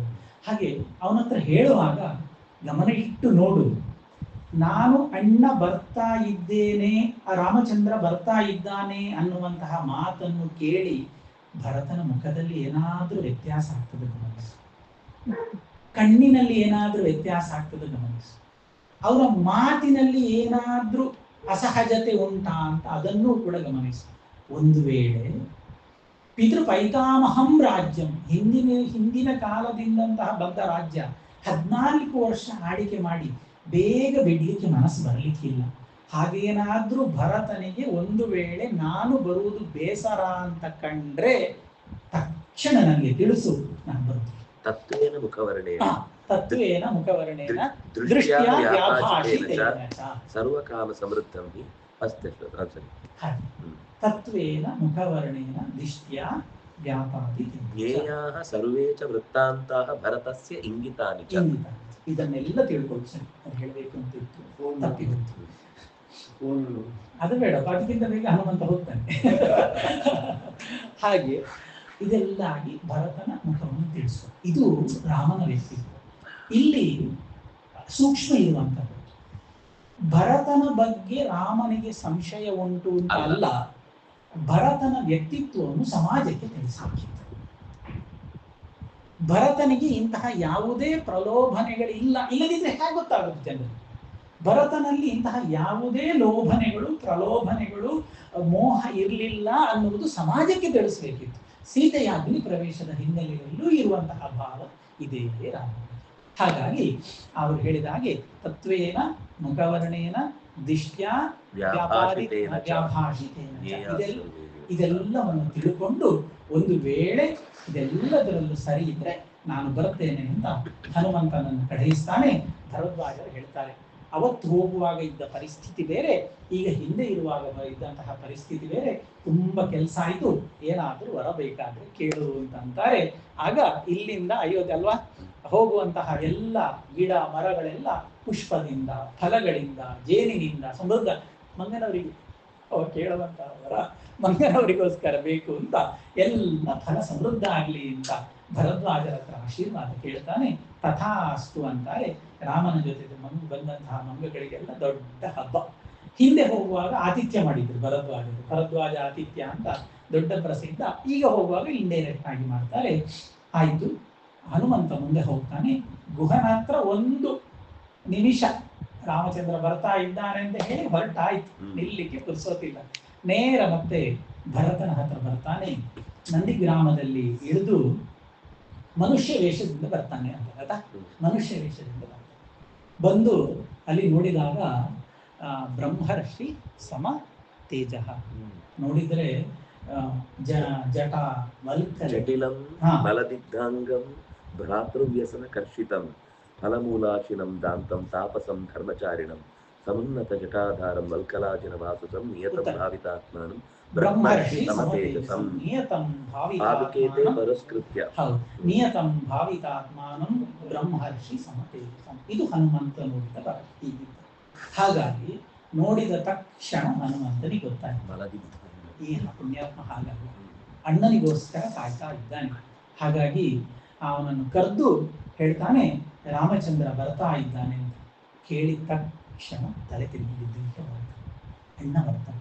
14 ವರ್ಷದಿಂದ ಅಣ್ಣನಿಗೋಸ್ಕರ ರಾತ್ರಿ ಹಗಲು ರಾತ್ರಿ ಹಗಲು ರಾತ್ರಿ ಹಗಲು ಕಾಯ್ತಾ ಇದ್ದಂತಹ ಭರತ ಅಣ್ಣ ಬರ್ತಾನೆ ಅಂತ ಗೊತ್ತಾದಾಗ ಮೂರ್ಛೆ ಹೋಗಿಬಿಟ್ಟ ಖುಷಿಯಿಂದ. ಇಂತಹ ವಿಷಯವನ್ನು ತಂದಿದ್ದು ಏನು ಕೊಡ್ಲಿ, 100 ಗ್ರಾಮಗಳನ್ನು ಕೊಡ್ಲಿಯೋ, ಕನ್ಯೇರನ್ನು ಕೊಡ್ಲಿಯೋ, ಏನು ಕೊಡ್ಲಿ ಅಂತ ಎಲ್ಲ ಹೇಳ್ತಾನೆ. ನಾಳೆ ಪುಷ್ಯ ನಕ್ಷತ್ರದ ದಿನವೇ ಅಲ್ಲ. ನಿನಗೆ ಅಣ್ಣನ ಹಿಂದೆ ಹೊರಟದ್ದು ಕೂಡ ಪುಷ್ಯ ನಕ್ಷತ್ರದ ದಿವಸವೇ, ಹಾಗಾಗಿ 14 ವರ್ಷ ಆಗುದಿಲ್ಲ. ಹಾಗಾಗಿ ನಾಳೆಯೇ ನಿನಗೆ ಅಣ್ಣನ ದರ್ಶನ ಆಗ್ತದೆ ಅಂತ ಹೇಳ್ತಾನೆ. ತುಂಬಾ ಸಂಭ್ರಮ. ತಕ್ಷಣ ಅಯೋಧ್ಯೆಗೆ ಸುದ್ದಿ ಹೋಗ್ತದೆ. ಕೌಸಲ್ಯೆ, ಸುಮಿತ್ರೆ, ಕೈಕೇಯಿ ಎಲ್ಲ ಹೊರಟು ಬರ್ತಾರೆ. ಎಲ್ಲ ತನ್ನ ಸೈನಿಕರನ್ನು ಹೇಳ್ತಾರೆ, ನಂದಿಗ್ರಾಮದಿಂದ ಅಯೋಧ್ಯೆಗೆ ಹೋಗುವ ರಸ್ತೆ ಎಲ್ಲ ರಿಪೇರಿ ಮಾಡಿ. ರಾಮ ಹೋಗುವಾಗ ಈಗೆಲ್ಲ VIP ಬಂದ್ರೆ ಹಂಸ ಎಲ್ಲ ತೆಗಿತಾರಲ್ಲ, ಹಾಗೆ ಎಲ್ಲ ರಸ್ತೆಯನ್ನೆಲ್ಲ ರಿಪೇರಿ ಮಾಡಿ ಸಿದ್ಧತೆಯಾಗಲಿ, ಮನೆಗಳಲ್ಲಿ ಉತ್ಸವದ ಸಂಭ್ರಮದ ಆಚರಣೆ ಸಿದ್ಧತೆಯಾಗಲಿ ಅಂತ ಎಲ್ಲ ಹೇಳ್ತಾರೆ. ಅಣ್ಣನ ಬರುವಿಕೆಗಾಗಿ ಕಾಯ್ತಾ ಇದ್ದಾನೆ. ಹನುಮಂತ ಹೇಳಿದ್ದ ಇಷ್ಟು ಹೊತ್ತಿಗೆ ಬರ್ತದೆ ಪುಷ್ಪಕ, ಫ್ಲೈಟ್ ಲ್ಯಾಂಡ್ ಆಗ್ತದೆ ಅಂತ ಕಾಯ್ತಾ ಇದ್ದಾನೆ. ಗಡಿಯಾರ ನೋಡ್ತಾ, ಸಮಯ ನೋಡ್ತಾ ಕಾಯ್ತಾ ಇದ್ದಾನೆ. ಬರಲಿಲ್ಲ. ಎಲ್ಲ ಹೇಳ್ತಾನೆ, ಇಲ್ಲ ನೀನು ಹೇಳಿದ್ದು ಸತ್ಯ ಅಲ್ಲ, ಅಣ್ಣ ಬರ್ತಾನೆ ಸತ್ಯ ಅಲ್ಲ, ನೀನು ಸುಮ್ಮನೆ ನನ್ನನ್ನು ಹೌದು ನಾವು ತುಳುವಿನಲ್ಲಿ ಮಕ್ಕರಂಬೋಣ ಅಂತ, ಹಾಗೆ ನೀನು ನನ್ನನ್ನು ತಮಾಷೆ ಮಾಡಿದ್ದಲ್ಲ, ಸುಳ್ಳು ಹೇಳಿದ್ದಲ್ಲ. ಹನುಮಂತ ಹೇಳ್ತಾನೆ, ಸತ್ಯ, ನಿನ್ನ ಅಣ್ಣ ಬರ್ತಾನೆ. ಅಷ್ಟು ಹೊತ್ತಿಗಾಗುವಾಗ ಎಲ್ಲ ಅಲ್ಲಿದ್ದಂತಹ ಪರಿಸರದವರು ಜಯೇತಿ ಕೂಚುಕು ಗಟ್ಟಿ ರಾಮಚಂದ್ರನಿಗೆ ಜಯ ಆಗಲಿ ಅಂತ ಗೋಚರಿಸ್ತಾ ಇದ್ದಾರೆ. ನಿಧಾನಕ್ಕೆ ಪುಷ್ಪಕದಲ್ಲಿ ರಾಮಚಂದ್ರ ಬರ್ತಾ ಇದ್ದಾನೆ. ವಾಲ್ಮೀಕಿಗಳು ಹೇಳ್ತಾರೆ, ಅಂತಹ ರಾಮನಿಗೆ ಪುಷ್ಪಕದಲ್ಲಿ ರಾಮ ಕಾಣ್ತಾ ಇದ್ದಾನೆ, ದೂರದಲ್ಲಿ ಕಾಣ್ತಾ ಇದ್ದಾನೆ, ಒಳ್ಳೆಯ ಪ್ರಭೆ. ಅಂತಹ ದೂರದಲ್ಲಿ ಕಂಡಂತಹ ರಾಮನಿಗೆ ಭರತ ನಮಸ್ಕಾರ ಮಾಡ್ತಾನೆ. ಹೇಗೆ ಕೇಳಿದ್ರೆ, ಮೇರುಸ್ಥಮಿವ ಭಾಸ್ಕರಂ, ಮೇರು ಪರ್ವತದಲ್ಲಿ ಹುಟ್ಟಿ ಬರುವಂತಹ ಸೂರ್ಯನಿಗೆ ಅರ್ಘ್ಯಾದಿಗಳನ್ನು ಕೊಟ್ಟು ಭಕ್ತಿಯಿಂದ ಹೇಗೆ ನಮಸ್ಕಾರ ಮಾಡ್ತಾರೆ, ದೂರದಲ್ಲಿ ಪುಷ್ಪಕದಲ್ಲಿ ಕಂಡಂತಹ ಅಣ್ಣನಿಗೆ ಇಲ್ಲಿಂದಲೇ ನಿಂತು ಸಾಷ್ಟಾಂಗ ಭರತ ನಮಸ್ಕಾರ ಮಾಡ್ತಾನಂತೆ. ಮನಸ್ಸಿನಿಂದ ಅರ್ಘ್ಯಪಾದ್ಯಾದಿಗಳನ್ನು ಅರ್ಪಿಸ್ತಾನಂತೆ. ನಿಧಾನ ಇಳಿತದೆ. ರಾಮಚಂದ್ರ ಬಂದು ಕೂತು ಭರತನನ್ನು ತನ್ನ ತೊಡೆಯಲ್ಲಿ ಕೂತ್ಕೊಳಿಸಿ ಅಪ್ಪಿ ಹಿಡಿತಾನೆ. ಎಂತ ವ್ಯಕ್ತಿ ಕೂತ್ಕೊಳಿಸಿ ಪ್ರೀತಿಯಿಂದ ಅವನನ್ನು ಮಾತನಾಡಿಸ್ತಾನೆ, ಸತ್ಕಾರ ಮಾಡ್ತಾನೆ. ಸತ್ಕಾರ ಮಾಡಿ ಭರತ ಹೇಳ್ತಾನೆ, ಆಗ ಹನುಮಂತನ ಜೊತೆ ಮಾತನಾಡುವಾಗ ಹೇಳಿ, ಏತಿ ಜೀವಂತ ಆನಂದ ನರಂ ವರ್ಷ ಶತಾದಪಿ ಅಂತ ಇದೆಲ್ಲ ಆಯಿತು. ಸತ್ಕಾರ ಮಾಡಿ ಇಷ್ಟು ಸಮಯ ನೋಡಿಕೊಂಡೆ, ಆಯ್ತು ಇನ್ನು ನನ್ನಿಂದ ಸಾಧ್ಯ ಇಲ್ಲ, ಇದನ್ನು ನೀನೇ ತಕ್ಕೊಳ್ಳು ಅಂತ ಕೊಡುವಾಗ, ಕೃತಂ ದಶಗುಣಂ, ನೀನು ಕೊಡುವಾಗ ಈ ದೇಶದ ರಾಜ್ಯದ ಸಂಪತ್ತು ಎಷ್ಟಿತ್ತು 10 ಗುಣ ಮಾಡಿ ನಾನು ನಿಮಗೆ ವಾಪಸ್ ಕೊಡ್ತಾ ಇದ್ದೇನೆ. 14 ವರ್ಷದಲ್ಲಿ 10 times 10 ಗುಣ ಹೆಚ್ಚು ಮಾಡಿ ನಾನು ನಿಮಗೆ ಕೊಡ್ತಾ ಇದ್ದೇನೆ. ಉತ್ತರಕಾಂಡದಲ್ಲಿ ಭೈರಪ್ಪನವರು ಇದನ್ನು ತಿದ್ದಿದ್ದಾರೆ. ಯಾಕೆ ಅಯೋಧ್ಯೆಯಲ್ಲಿ ಸೀತೆಯ ಬಗ್ಗೆ ಅಪಪ್ರಚಾರ ಬಂತು ಅಂತ ಹೇಳಿದ್ರೆ, ಅಯೋಧ್ಯೆಯನ್ನು ಬಿಟ್ಟು ಭರತ ನಂದಿಗ್ರಾಮದಲ್ಲಿ ನಿಂತಾಗ ಅಲ್ಲಿ ಅರಾಜಕತೆ ಉಂಟಾಯಿತು. ಪುಂಡಪೋಖ್ರಿಗಳು ಹುಟ್ಟಿಕೊಂಡು, ಅಂತಹ ಪುಂಡಪೋಖ್ರಿಗಳು ಮತ್ತೆ ರಾಮ ಆಳ್ವಿಕೆಗೆ ಬಂದಾಗ ಅವರಿಗೆಲ್ಲ ಕಷ್ಟ ಆಯಿತು. ಅದಕ್ಕೋಸ್ಕರ ಅಪವಾದ ಹಾಕಿದ್ದು ಅಂತ ಭೈರಪ್ಪನವರು ತಿದ್ದಿದ್ರು. ಅದಲ್ಲ ಭರತ ಹೇಳುವಂಥದ್ದು, ಕೃತಂ ದಶಗುಣಂ, 10 ಪಟ್ಟು ನಾನು ಹೆಚ್ಚು ಮಾಡಿ ನಿನಗೆ ವಾಪಸ್ ಕೊಡ್ತಾ ಇದ್ದೇನೆ, ನೀನು ಸ್ವೀಕಾರ ಮಾಡು ಅಂತ ಹೇಳಿದಾಗ ಸಂತೋಷದಲ್ಲಿ ರಾಮ ಸ್ವೀಕಾರ ಮಾಡ್ತಾನೆ. ಇವತ್ತು ನಾವು ಅಯೋಧ್ಯೆಗೆ ಹೋದಾಗ ನಂದಿಗ್ರಾಮಕ್ಕೆ ಹೋಗ್ತೇವೆ. ಅಲ್ಲಿ ಭರತ ರಾಮ ಭೇಟಿಯಾದಂತಹ ಸ್ಥಳ ಅಂತ ನಮಗೆ ತೋರಿಸ್ತಾರೆ. ಅಂತೂ ನಂದಿಗ್ರಾಮದಿಂದ ಅಯೋಧ್ಯೆಗೆ ದೊಡ್ಡ ಮೆರವಣಿಗೆ ಸಾಗ್ತದೆ. ಸಾಗಿ ಅಯೋಧ್ಯೆಗೆ ಹೋಗಿ ಮುಟ್ತಾರೆ. ಮುಟ್ಟಿದ್ರೆ ಎಲ್ಲ ವ್ಯವಸ್ಥೆಗಳಾಗಬೇಕು. ಸುಗ್ರೀವಾದಿಗಳು ಬಂದಿದ್ದಾರೆ, ಕಪಿವೀರರೆಲ್ಲ ಬಂದಿದ್ದಾರೆ, ಎಲ್ಲರೂ ವ್ಯವಸ್ಥೆ ಆಗ್ಬೇಕಲ್ಲ. ಎಲ್ಲರೂ ಕೂತಿದ್ದಾರೆ. ಎಲ್ಲರೂ ಕೂತ್ರೆ ಸುಗ್ರೀವನಿಗೆ ವಾಸ ಮಾಡಲಿಕ್ಕೆ ಕೊಡಬೇಕು. ಸುಗ್ರೀವ ರಾಮನ ಜೊತೆಗೇ ನಿಂತು ಸಹಾಯ ಮಾಡಿದವ. ಭರತ ಹೇಳ್ತಾನೆ, ಮಮ ಭ್ರಾತ ಪಂಚಮಃ, ನನಗೆ 5ನೇ ಅಣ್ಣನ ಹಾಗೆ ನೀನು ಅಂತ. ನಮ್ಮ 4 ಜನರಲ್ಲಿ ನೀನು 5ನೇಯವ ಅಂತ ಅಷ್ಟು ಗೌರವಿಸ್ತಾನೆ ಸುಗ್ರೀವನನ್ನು. ಆಗ ಸುಗ್ರೀವನಿಗೆ ಯಾವ ಜಾಗ ಕೊಡಬೇಕು ಹೇಳಿದ್ರೆ, ನನ್ನ ರೂಮನ್ನೇ ಬಿಟ್ಟುಕೊಡಿ ಹೇಳ್ತಾನೆ. ಸುಗ್ರೀವನಿಗೆ ನನ್ನ ಭವನವನ್ನೇ ಸುಗ್ರೀವಾದಿಗಳಿಗೆ ಬಿಟ್ಟುಕೊಡಿ ಅಂತ. ಗೆಳೆತನ ಅಂತ ಹೇಳಿದ್ರೆ ಹಾಗೆ. ಸಾಮಾನ್ಯ ಮನೆಗೆ ಹೋದ್ರೆ ಇನ್ನೊಬ್ಬರ ಬೆಡ್ರೂಮಿಗೆ ಹೋಗುದಿಲ್ಲ, ಹೊರ ಕೂತು ಬರ್ತೇವೆ. ಆತ್ಮೀಯರು ಅಂತಾದ್ರೆ ಅಲ್ಲಿ ಬೆಡ್ರೂಮ್ ಅಂತ ಇಲ್ಲ, ಕಿಚನ್ ಅಂತ ಇಲ್ಲ, ಎಲ್ಲಿಂದಲ್ಲ, ಎಲ್ಲಿಗೂ ಮುಕ್ತ ಪ್ರವೇಶ. ಅಂತಹ ಸಖ್ಯ, ಅಂತಹ ಗೆಳೆತನ, ಅಂತಹ ಬಾಂಧವ್ಯ ರಾಮನದ್ದು. ತನ್ನ ಭವನವನ್ನೇ ಬಿಟ್ಟು ಕೊಡ್ತಾನೆ. ಎಲ್ಲ ಆಯಿತು. ಪಟ್ಟಾಭಿಷೇಕಕ್ಕೆ ಸಿದ್ಧತೆ ಆಗ್ತದೆ. ಬೇರೆ ಬೇರೆ ಭಾಗಗಳಿಂದ ಕಪಿಗಳೆಲ್ಲ ತೀರ್ಥವನ್ನು ಜಲವನ್ನು ತರ್ತಾರೆ. ರಾಮನಿಗೆ ದೊಡ್ಡ ಪಟ್ಟಾಭಿಷೇಕ ಆಗ್ತದೆ. ಕೌಸಲ್ಯ, ಸುಮಿತ್ರೆ, ಕೈಕೇಯಿ ಇವರೆಲ್ಲ ಇರ್ತಾರೆ. ರಘುವಂಶದಲ್ಲಿ ಕಾಳಿದಾಸ ಮಾರ್ಮಿಕವಾಗಿ ಒಂದು ಮಾತು ಹೇಳ್ತಾನೆ. ಅವರು ಯುದ್ಧ ಎಲ್ಲ ಮುಗಿಸಿ ಬಂದು ನಮಸ್ಕಾರ ಮಾಡುವಾಗ ರಾಮ ಲಕ್ಷ್ಮಣರು ಕೌಸಲ್ಯ ಸುಮಿತ್ರೆಯರಿಗೆ ನಮಸ್ಕಾರ ಮಾಡಿದ್ದಾರೆ. ಅವರಿಗೆ ಬೆನ್ನು ತಟ್ಟಿ ಬೆನ್ನು ಕೂಸಿ ಆಶೀರ್ವಾದ ಮಾಡುವಾಗ ಯುದ್ಧ ಮುಗಿಸಿ ಬಂದದ್ದು, ಮೈ ತುಂಬ ಗಾಯ, ಎಷ್ಟಾದರೂ ಬಾಣದ ಇದರ ಗುರುತುಗಳು, ಅದು ಹಸಿ ಗಾಯ, ಇನ್ನೂ ಕೂಡ ಒಣಗಲಿಲ್ಲ. ಅದು ಈ ಸಾಮಾನ್ಯ ಕ್ಷತ್ರಿಯ ಹೆಂಗಸರಿಗೆ ಒಂದು ವೀರನಾದ ಪರಾಕ್ರಮಿಯಾದ ಮಗನನ್ನು ಪಡೆದಿದ್ದೇನೆ ಅನ್ನುವುದು ಹೆಮ್ಮೆ. ಆಗ ಹೇಳಿದ ಹಾಗೆ, ನಾ ಯುದ್ಧ ಮಾಡದೆ ಹಿಂದೆ ಬಂದೆ ಅಂತ ಮನೆಯಲ್ಲಿ ಹೆಂಡತಿಯರು ಬೈತಾರೆ ಅಂತ ಹೇಳಿದ ಹಾಗೆ, ಪರಾಕ್ರಮಿಯಾದ ಗಂಡ, ಶೂರನಾದ ಮಗ, ಆ ಕಾಲದ ಕ್ಷತ್ರಿಯ ಹೆಂಗಸರಿಗೆ ಅದು ಹೆಮ್ಮೆ. ಅವರು ಮಾತಾಡುವಾಗ ಇವಳ ಮಗ ಇಂತಹ ಯುದ್ಧದಲ್ಲಿ ಹೋರಾಡಿ ಸತ್ತ, ಇವಳ ಗಂಡ ಇಷ್ಟು ಜನರನ್ನು ಕೊಂದು ಸತ್ತ ಅನ್ನುವಂಥದ್ದು ಆ ಕಾಲದ ಹೆಮ್ಮೆ ಉಂಟು. ಅದಕ್ಕೆ ವೀರಸು ಅನ್ನುವಂತಹ ಶಬ್ದ, ವೀರರಾದ ಮಕ್ಕಳನ್ನು ಪಡೆದವಳು, ಅವರಿಗೆ ವೀರಸು ಅನ್ನುವಂತಹ ಬಿರುದದು. ಹಾಗಿದ್ರೂ ಕೂಡ ನವೀರಸು ಶಬ್ದ ಮಕಾಮ ಏತಾಂ ತಾಯಿಯ ಅಂತಹ ವೀರಸು ಅನ್ನುವ ಶಬ್ದ ನನಗೆ ಬೇಡ ಇತ್ತು. ನನ್ನ ಮಕ್ಕಳು ಪರಾಕ್ರಮಿಗಳು ಅನ್ನುವಂತಹ ಹೆಮ್ಮೆ ಕೀರ್ತಿ ನನಗೆ ಬೇಡ. ಯಾಕೆ ಕಳಿಸಿ ಮಕ್ಕಳ ಮೈಯ ಗಾಯ ನನಗೆ ತಾಯಿ. ಹಾಗೆ ಅದು ಹೇಳ್ತಾನೆ. ಮತ್ತೆ ಅಲ್ಲಿ ಪಟ್ಟಾಭಿಷೇಕದ ಎಲ್ಲ ಸಿದ್ಧತೆ ಆಗ್ತದೆ. ದೊಡ್ಡ ಪಟ್ಟಾಭಿಷೇಕ ಸಂಭ್ರಮದಿಂದ ನಡೀತದೆ. ರಾಮಚಂದ್ರ ಸೀತೆಗೆ ಒಂದು ಹಾರ ಕೊಡ್ತಾನೆ. ಅದನ್ನು ಸೀತೆ ಯಾರಿಗಾದ್ರೂ ಕೊಡು ಅಂತ ಹೇಳಿದಾಗ ಬೇರೆ ಯಾರಿಗೂ ಕೊಡಲಿಕ್ಕೆ ಇಷ್ಟ ಇಲ್ಲದೆ ಅದನ್ನು ಸೀತೆ ಹನುಮಂತನಿಗೆ ಕೊಡ್ತಾರೆ. ಅದನ್ನು ಪಂಡಿತಾಚಾರ್ಯರು ಮಧ್ವವಿಜಯದಲ್ಲಿ ತುಂಬಾ ಸುಂದರವಾಗಿ ಹೇಳ್ತಾರೆ.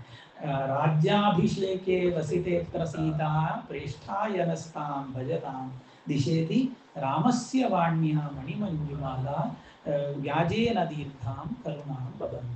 ಪ್ರೀತಿಯಿಂದ ಯಾಕಂತ ಕೇಳಿದ್ರೆ, ಬದುಕಿನ ಎಲ್ಲ ಆಶೆಗಳನ್ನು ಕಳ್ಕೊಂಡಾಗ ಆಶಾದೀಪವಾಗಿ ಬಂದದ್ದು ಹನುಮಂತ ಸೀತೆಯ ಪಾಲಿಗೆ. ಮತ್ತಾರು ಇರಲಿಲ್ಲ, ಒಂದೇ ಕಂಡದ್ದು ಆಸೆ. 2 ಸಲವೂ ಅವನೇ ಹೋದದ್ದು. ಹಾಗಾಗಿ ಹನುಮಂತನ ಮೇಲೆ ಅಪ್ರತಿಮವಾದಂತಹ ಪ್ರೀತಿ ಸೀತಾದೇವಿಗಿದ್ದಂತೆ. ಅದಕ್ಕೋಸ್ಕರ ಅಂತಹ ರಾಮ ಪ್ರೀತಿಯಿಂದ ಕೊಟ್ಟಂತಹ ಆ ಸೀತೆ ಆ ಹಾರವನ್ನು ಹನುಮಂತನಿಗೆ ಕೊಡ್ತಾರೆ. ಮಧ್ವವಿಜಯ ಹೇಳಿದಾಗ ಹನುಮಂತನ ಭಕ್ತಿ ಅದು ಕೊನೆಯವರೆಗೂ ಇರುವಂಥದ್ದು. ಅದು ಪಂಡಿತಾಚಾರ್ಯರಷ್ಟು ಒಳ್ಳೆ ಅದನ್ನು ವರ್ಣನೆ ಮಾಡಿದ್ದು ಬೇರೆ ಯಾರೂ ಇಲ್ಲ. ಆ ರಾಮನ ಸೈನ್ಯ ಎಲ್ಲ ಬಿದ್ದಾಗ ಪರ್ವತ ತಂದ, ಅದರಿಂದ ಎಲ್ಲ ಬದುಕಿ ಉಳಿದ್ರು, ದೊಡ್ಡ ಪರ್ವತ, ಇದೆಲ್ಲ ಕಷ್ಟ ಆಯಿತು ಅಂತ ನೀವು ಹೇಳ್ತೀರಿ. ಹನುಮಂತನಿಗೆ ಅದೆಲ್ಲ ಕಷ್ಟ ಇಲ್ಲವೇ ಅಲ್ಲ. ಅವನಿಗೆ ಕಷ್ಟ ಆದದ್ದು ಯಾವುದು ಕೇಳಿ. ರಾಮಾರ್ಚನೆಯೋ ನಯತಃ ಪ್ರಸೂನಂ ದ್ವಾಭ್ಯಾಂ ಕರಾಭ್ಯಾಂ ಅಭವತ್ ಪ್ರಯತ್ನ ಏಕೇನ ದೋಷ್ಣ ನಯತೋ ಗಿರೀಂದ್ರಂ ಸಂಜೀವನಾದ್ಯಾಶ್ರಯಮಸ್ಯ ನಾವು. ರಾಮದೇವರ ಪೂಜೆಗೆ ಹೂ ತರುವುದೇ ಅವನಿಗೆ ಕಷ್ಟ ಅಂತ. ಭಾರ. ಯಾವ ಹೂ ನೋಡಿದ್ರು ಇದರಲ್ಲಿ ದೋಷ ಉಂಟು, ಇದು ಸರಿ ಇಲ್ಲ, ಇದಾಗುವುದಿಲ್ಲ, ಇದು ಬೇಡ ಅಂತ ಹೇಳಿ ಎಲ್ಲ ಹೂಗಳನ್ನು ಬಿಟ್ಟು ಹೂವನ್ನು ಹೆಕ್ಕಿ ಒಂದು ಬೊಗಸೆ ಹೂ ತರುವುದು ಹೇಳಿದ್ರೆ ಅವನಿಗೆ ಭಾರಿ ಕಷ್ಟ. ಸಂಜೀವನ ಪರ್ವತ ಎಲ್ಲ ತಂದದ್ದು ಅವನಿಗೆ ಏನು ವಿಷಯ ಅಲ್ಲ ಅಂತ. ಎಷ್ಟು ನಮ್ಮಲ್ಲಿ ಮಹತ್ವ ಕೊಟ್ಟಿದ್ದಾರೆ ಕೇಳಿದ್ರೆ, ಈ ಹರಿಹರ ಕವಿಯ ಪುಷ್ಪರಗಡೆ ಅಂತ ಒಂದು, ಅದರಲ್ಲಿ ಪುಷ್ಪವನ್ನು ತೆಗಿಲಿಕ್ಕೆ ಎಲ್ಲ ಕ್ರಮ ಹೇಳ್ತಾನೆ. ಯಾವುದೇ ಪುಷ್ಪ ನೆಲಕ್ಕೆ ಬಿದ್ದದ್ದು ಹೆಗ್ಲಿಕ್ಕಿಲ್ಲ, ಅದು ಗಿಡದಿಂದಲೇ ಹೆಕ್ಕಬೇಕು, ಗಿಡದಿಂದಲೇ ತೆಗಿಬೇಕು. ನೆಲಕ್ಕೆ ಬಿದ್ದರೆ ವರ್ಜ್ಯ ಆಗ್ತದೆ. ಒಂದು ಪುಷ್ಪಕ್ಕೆ ಮಾತ್ರ ವಿನಾಯಿತಿ, ಪಾರಿಜಾತ. ಯಾಕೆ ಕೇಳಿದ್ರೆ ಪಾರಿಜಾತ ತರುಮೂಲವಾಸಿನಂ, ಅದರ ಪುಸ್ತಕದಲ್ಲಿ ಹನುಮಂತ ಕೂಡು. ಹಾಗಾಗಿ ಅದು ಪರಿಶುದ್ಧ, ಅದು ಭಕ್ತಿಗೆ ಅರ್ಹ ಅಂತ. ಪಾರಿಜಾತ ನೆಲಕ್ಕೆ ಬಿದ್ದರೆ ಹೆಕ್ಕಿ ಪೂಜೆಗೆ ಹಾಕುವುದು, ಬೇರೆ ಯಾವುದನ್ನು ಹಾಕ್ಲಿಕ್ಕಿಲ್ಲ, ನಿಷೇಧ ಮಾಡಿದ್ದಾರೆ. ಅಂತೂ ರಾಮ ತಾನು ಕೊಟ್ಟಂತಹ ಹಾರವನ್ನು ಪ್ರೀತಿಯಿಂದ ಹನುಮಂತನಿಗೆ ಕೊಟ್ಟದ್ದನ್ನು ನೋಡಿ ಎಲ್ಲ ತುಂಬ ಸಂಭ್ರಮಿಸ್ತಾರೆ. ಅನೇಕ ವರ್ಷಗಳವರೆಗೆ, ಮತ್ತೆ ಪಂಡಿತಾಚಾರ್ಯರದ್ದೇ ನೆನಪು ಬರ್ತದೆ, ಅನೇಕ ವರ್ಷಗಳವರೆಗೆ ರಾಮನ ಆ ದಿವ್ಯ ವಿಗ್ರಹ, ಅವನ ಕಣ್ಣು, ಅವನ ಸ್ವರೂಪ, ಅವನ ಆಕಾರ, ಇದನ್ನೆಲ್ಲ ನೋಡಿ ಹನುಮಂತ ಸೇವೆ ಮಾಡಿದಂತೆ. ಶ್ಯಾಮಂ ಸ್ಮಿತಾಸ್ಯಂ ಋತು ದೀರ್ಘಹಸ್ತಂ ಸರೋಜ ನೇತ್ರಂ ಗಜರಾಜ ಯಾತ್ರಂ ವಪುರ್ ಜಗನ್ಮಂಗಲಮೇಷಭ್ಯಾಂ ಚಿರಾದ್ ಅಯೋಧ್ಯಾಧಿಪತಿ. ನಿರಂತರವಾಗಿ ಇವತ್ತೂ ಕೂಡ ಅದ್ಯಾಪಿ ಕಿಂ ಪುರುಷೇ ಕಿಲಾಸ್ತೆ, ಇವತ್ತಿಗೂ ಕೂಡ ಆ ಹನುಮಂತ ಬಂಡನಾಗಿ ಸೇವೆ ಮಾಡ್ತಾ ಇದ್ದಾನೆ ಅಂತ ಹೀಗೆ ದೊಡ್ಡ ಆ ಕಥೆ 6ನೆಯ ಸ್ಕಂದದಲ್ಲಾಗುವಾಗ ಮುಗಿತು. ಇದು ರಾಮನ ವ್ಯಕ್ತಿತ್ವ ಅಲ್ಲದೆ ಬೇರೆ ಎಲ್ಲೂ ಅವನ ಸ್ವರೂಪ ಇರಬಹುದು, ಅವನ ಆಕಾರ ಇರಬಹುದು, ಅವನ ಗುಣ ಇರಬಹುದು, ಅವ ನಡ್ಕೊಂಡಂತಹ ರೀತಿ ನೀತಿಗಳಿರಬಹುದು, ಇದು ರಾಮಾವತಾರದಲ್ಲಿ ಅಲ್ಲದೆ ಬೇರೆ ಎಲ್ಲಿಯೂ ನಮಗೆ ಕಾಣಲಿಕ್ಕೆ ಸಿಕ್ಕುವುದು. ದಾಸರು ಮಾಡಿದಂತಹ ಒಂದು ಪದ್ಯ ಅಂತ ಉಂಟು, ಶರಣು ಸಕಲೋದ್ಧಾರ ಅಸುರಕುಲ ಸಂಹಾರ ಅರಸು ದಶರಥ ಬಾಲ ಜಾನಕಿ ಲೋಲ ಅಂತ ಒಂದು ಪದ್ಯ ಮಾಡಿದ್ದಾರೆ. ಅದು ವಾದಿರಾಜರ ಹೆಸರಲ್ಲಿ ಸಹ ಉಂಟು, ಪುರಂದರ ದಾಸರ ಹೆಸರಲ್ಲಿ ಸಹ ಉಂಟು. ಇಲ್ಲಿಯಪ್ಪ ಯಾರದಾದ್ರೂ ಪದ್ಯ, ಅದನ್ನು ವೆಂಕಟೇಶ್ ಪ್ರಸಾದ್ ಅವರು ತುಂಬಾ, ಪಂಡಿತ್ ವೆಂಕಟೇಶ್ ಕುಮಾರ್ ಅವರು ತುಂಬಾ ಸುಂದರವಾಗಿ ಆ ಪದ್ಯವನ್ನು ಹೇಳಿದ್ದಾರೆ. ಅರಸು ದಶರಥ ಕಾಂತ ಜಾನಕಿ ಲೋಲ ಅಂತ, ಈ ಮುದ್ದು ಈ ಮುಖವು ಈ ತನುವಿನ ಕಾಂತಿ, ಈ ಬಿಲ್ಲು ಈ ಬಾಣ ಈ ನೀತಿ ಭಾವ, ಈ ತಮ್ಮ ಈ ಸೀತೆ ಈ ಬಂಡ ಈ ಭಾಗ್ಯ ಆವ ದೇವರಿಗುಂಟು ಬ್ರಹ್ಮಾಂಡ. ಇದರಲ್ಲಿ ಉಲ್ಲೇಖ ಮಾಡುವಾಗ ಎಲ್ಲ ಮಾಡಿತು. ಈ ತಮ್ಮ ಈ ಸೀತೆ, ತಮ್ಮ ಅದು ಭರತನೂ ಬಂದ, ಲಕ್ಷ್ಮಣನೂ ಬಂದ, ಶತ್ರುಘ್ನನೂ ಬಂದ. ಈ ಬಂಡ ಈ ಭಾಗ್ಯ ಆವ ದೇವರಿಗುಂಟು ಬ್ರಹ್ಮಾಂಡದೊಳಗೆ ಭೂಲೋಕದೊಳಗೆ ಅಂತ ಎರಡೆರಡು ಶಬ್ದಗಳನ್ನು ಹಾಕ್ತಾರೆ. ಇಂತಹ ಮತ್ತೊಂದು ರೂಪವೇ ಇಲ್ಲ. ಮತ್ತೆ ಕೊನೆಗೆ ಹೇಳ್ತಾರೆ, ಏನು ಪ್ರಾರ್ಥನೆ, ಭಾವಿಸಲು ಅಯೋಧ್ಯ ಪಟ್ಟಣದಲ್ಲಿ ವಾಸ, ಬೇಡಿದಿಷ್ಟಾರ್ಥಗಳ ಕೊಡುವೆ ನಿಂತ, ಭಾವ ಶುದ್ಧಿಯನಿತ್ತು ತನ್ನ ಭಕುತರಿಗೆಲ್ಲ, ದೇವಪುರಂದರ ವಿಠಲನೇ ರಘುರಾಮ ಅಂತ ತನ್ನ ಭಕ್ತರಿಗೆಲ್ಲ ಅವ ಕೊಡುವಂಥದ್ದು ಭಾವಶುದ್ಧಿ. 100 ಕೆಲಸಗಳನ್ನು ಮಾಡಿದ್ರು ಭಾವಶುದ್ಧಿ ಇಲ್ಲದೆ ಹೋದಾಗ ಆ ಯಾವ ಕೆಲಸವು, ಅದು ಉಪಕಾರ ಆಗಬಹುದು, ಪ್ರವಚನ ಆಗಬಹುದು, ಹೋಮ ಆಗಬಹುದು, ಅಥವಾ ಇನ್ನೇನೋ ಕೆಲಸಗಳು ಆಗಬಹುದು. ನಮ್ಮ ಭಾವದಲ್ಲಿ ಶುದ್ಧಿ ಇಲ್ಲದೆ ಹೋಯಿತು ಅಂತಾದರೆ ನಮ್ಮ ಕರ್ಮಕ್ಕೆ, ನಮ್ಮ ಕೃತ್ಯಕ್ಕೆ, ನಮ್ಮ ಕೆಲಸಕ್ಕೆ ಯಾವ ಬೆಲೆಯೂ ಇಲ್ಲ. ಆ ಭಾವ ಶುದ್ಧಿಯನ್ನು ಕೊಡುವಂತಹ ದೊಡ್ಡ ಅವತಾರ ಹೇಳಿದ್ರೆ ಭಾವ ಶುದ್ಧಿಯನ್ನಿತ್ತು ತನ್ನ ಭಕುತರ ಸಲಹೆ. ಅಂತಹ ಆ ಭಾವ ಶುದ್ಧಿಯನ್ನು ಕೊಟ್ಟು ತನ್ನ ಭಕ್ತರನ್ನು ನಿರಂತರ ಸಲಹಿಸ್ತಾ ಇರುವಂತಹ ಹೇಗೆ ಅವರನ್ನು ನಾವು ನೆನಪಿಸಿಕೊಳ್ಬೇಕು ಹೇಳುವುದಕ್ಕೆ ಅವರೇ ಕೊಟ್ಟದ್ದು. ಈ ಮುದ್ದು ಈ ಮುಖವು ಈ ತನುವಿನ ಈ ಕಾಂತಿ, ಈ ಬಿಲ್ಲು ಈ ಬಾಣ ಈ ನೀತಿ ಭಾವ ಈ ನಿಂತ ಭಾವ ಅಂತ ಹೇಳ್ತಾರೆ. ಅದರ ಜೊತೆಯಲ್ಲಿ ಅವರು ಸೇರಿಸಿದ್ರು. ಅದು ಎಷ್ಟು ಸಲ ಕೇಳಿದ್ರು ಸಾಕಾಗುವುದಿಲ್ಲ. ಈ ತಮ್ಮ ಈ ಸೀತೆ ಈ ಬಂಡ, ಎಲ್ಲಿಯೂ ತಮ್ಮನನ್ನು ಉಲ್ಲೇಖಿಸಿದ್ದಿಲ್ಲ, ಎಲ್ಲಿಯೂ ಕೂಡ ಇದರಲ್ಲಿ ಉಲ್ಲೇಖಿಸ್ತಾರೆ ದಾಸರು. ಈ ತಮ್ಮ ಈ ಸೀತೆ ಈ ಬಂಡ ಈ ಭಾಗ್ಯ ಹೌದು, ರಾಮದೇವರಿಗುಂಟು ಬ್ರಹ್ಮಾಂಡದೊಳಗೆ ಅಂತ ಅಂತಹ ಮಹೋನ್ನತ ವ್ಯಕ್ತಿತ್ವದ ರಾಮ. ಅದು ಸೀತೆಯ ವಿಷಯದಲ್ಲಿಯೂ ನಡ್ಕೊಂಡದ್ದು ತನಗೋಸ್ಕರ ಅಲ್ಲ, ಲೋಕಕ್ಕೋಸ್ಕರ ಅನ್ನುವಂಥದ್ದನ್ನು ಸ್ಪಷ್ಟವಾಗಿ ಹೇಳ್ತಾನೆ ಅನ್ನುವಲ್ಲಿಗೆ ಸುಮಾರು ಯುದ್ಧಕಾಂಡದ ಕೊನೆಯ ಭಾಗವನ್ನು ನಾವು ಮುಟ್ಟಿದ್ದೇವೆ. 7 ಕಾಂಡಗಳಲ್ಲಿ ಯುದ್ಧಕಾಂಡವು ಸುಮಾರು ದೊಡ್ಡ ಕಾಂಡ, 128 ಸರ್ಗಗಳಿರುವಂತಹ ತುಂಬ ದೊಡ್ಡ ಕಾಂಡ. ಶುರುವಿಗೆ ಪ್ರಾರಂಭ ಮಾಡಿದ್ದು ನಾನು, ಮುಗಿಸಿದ್ದು ನಾನು.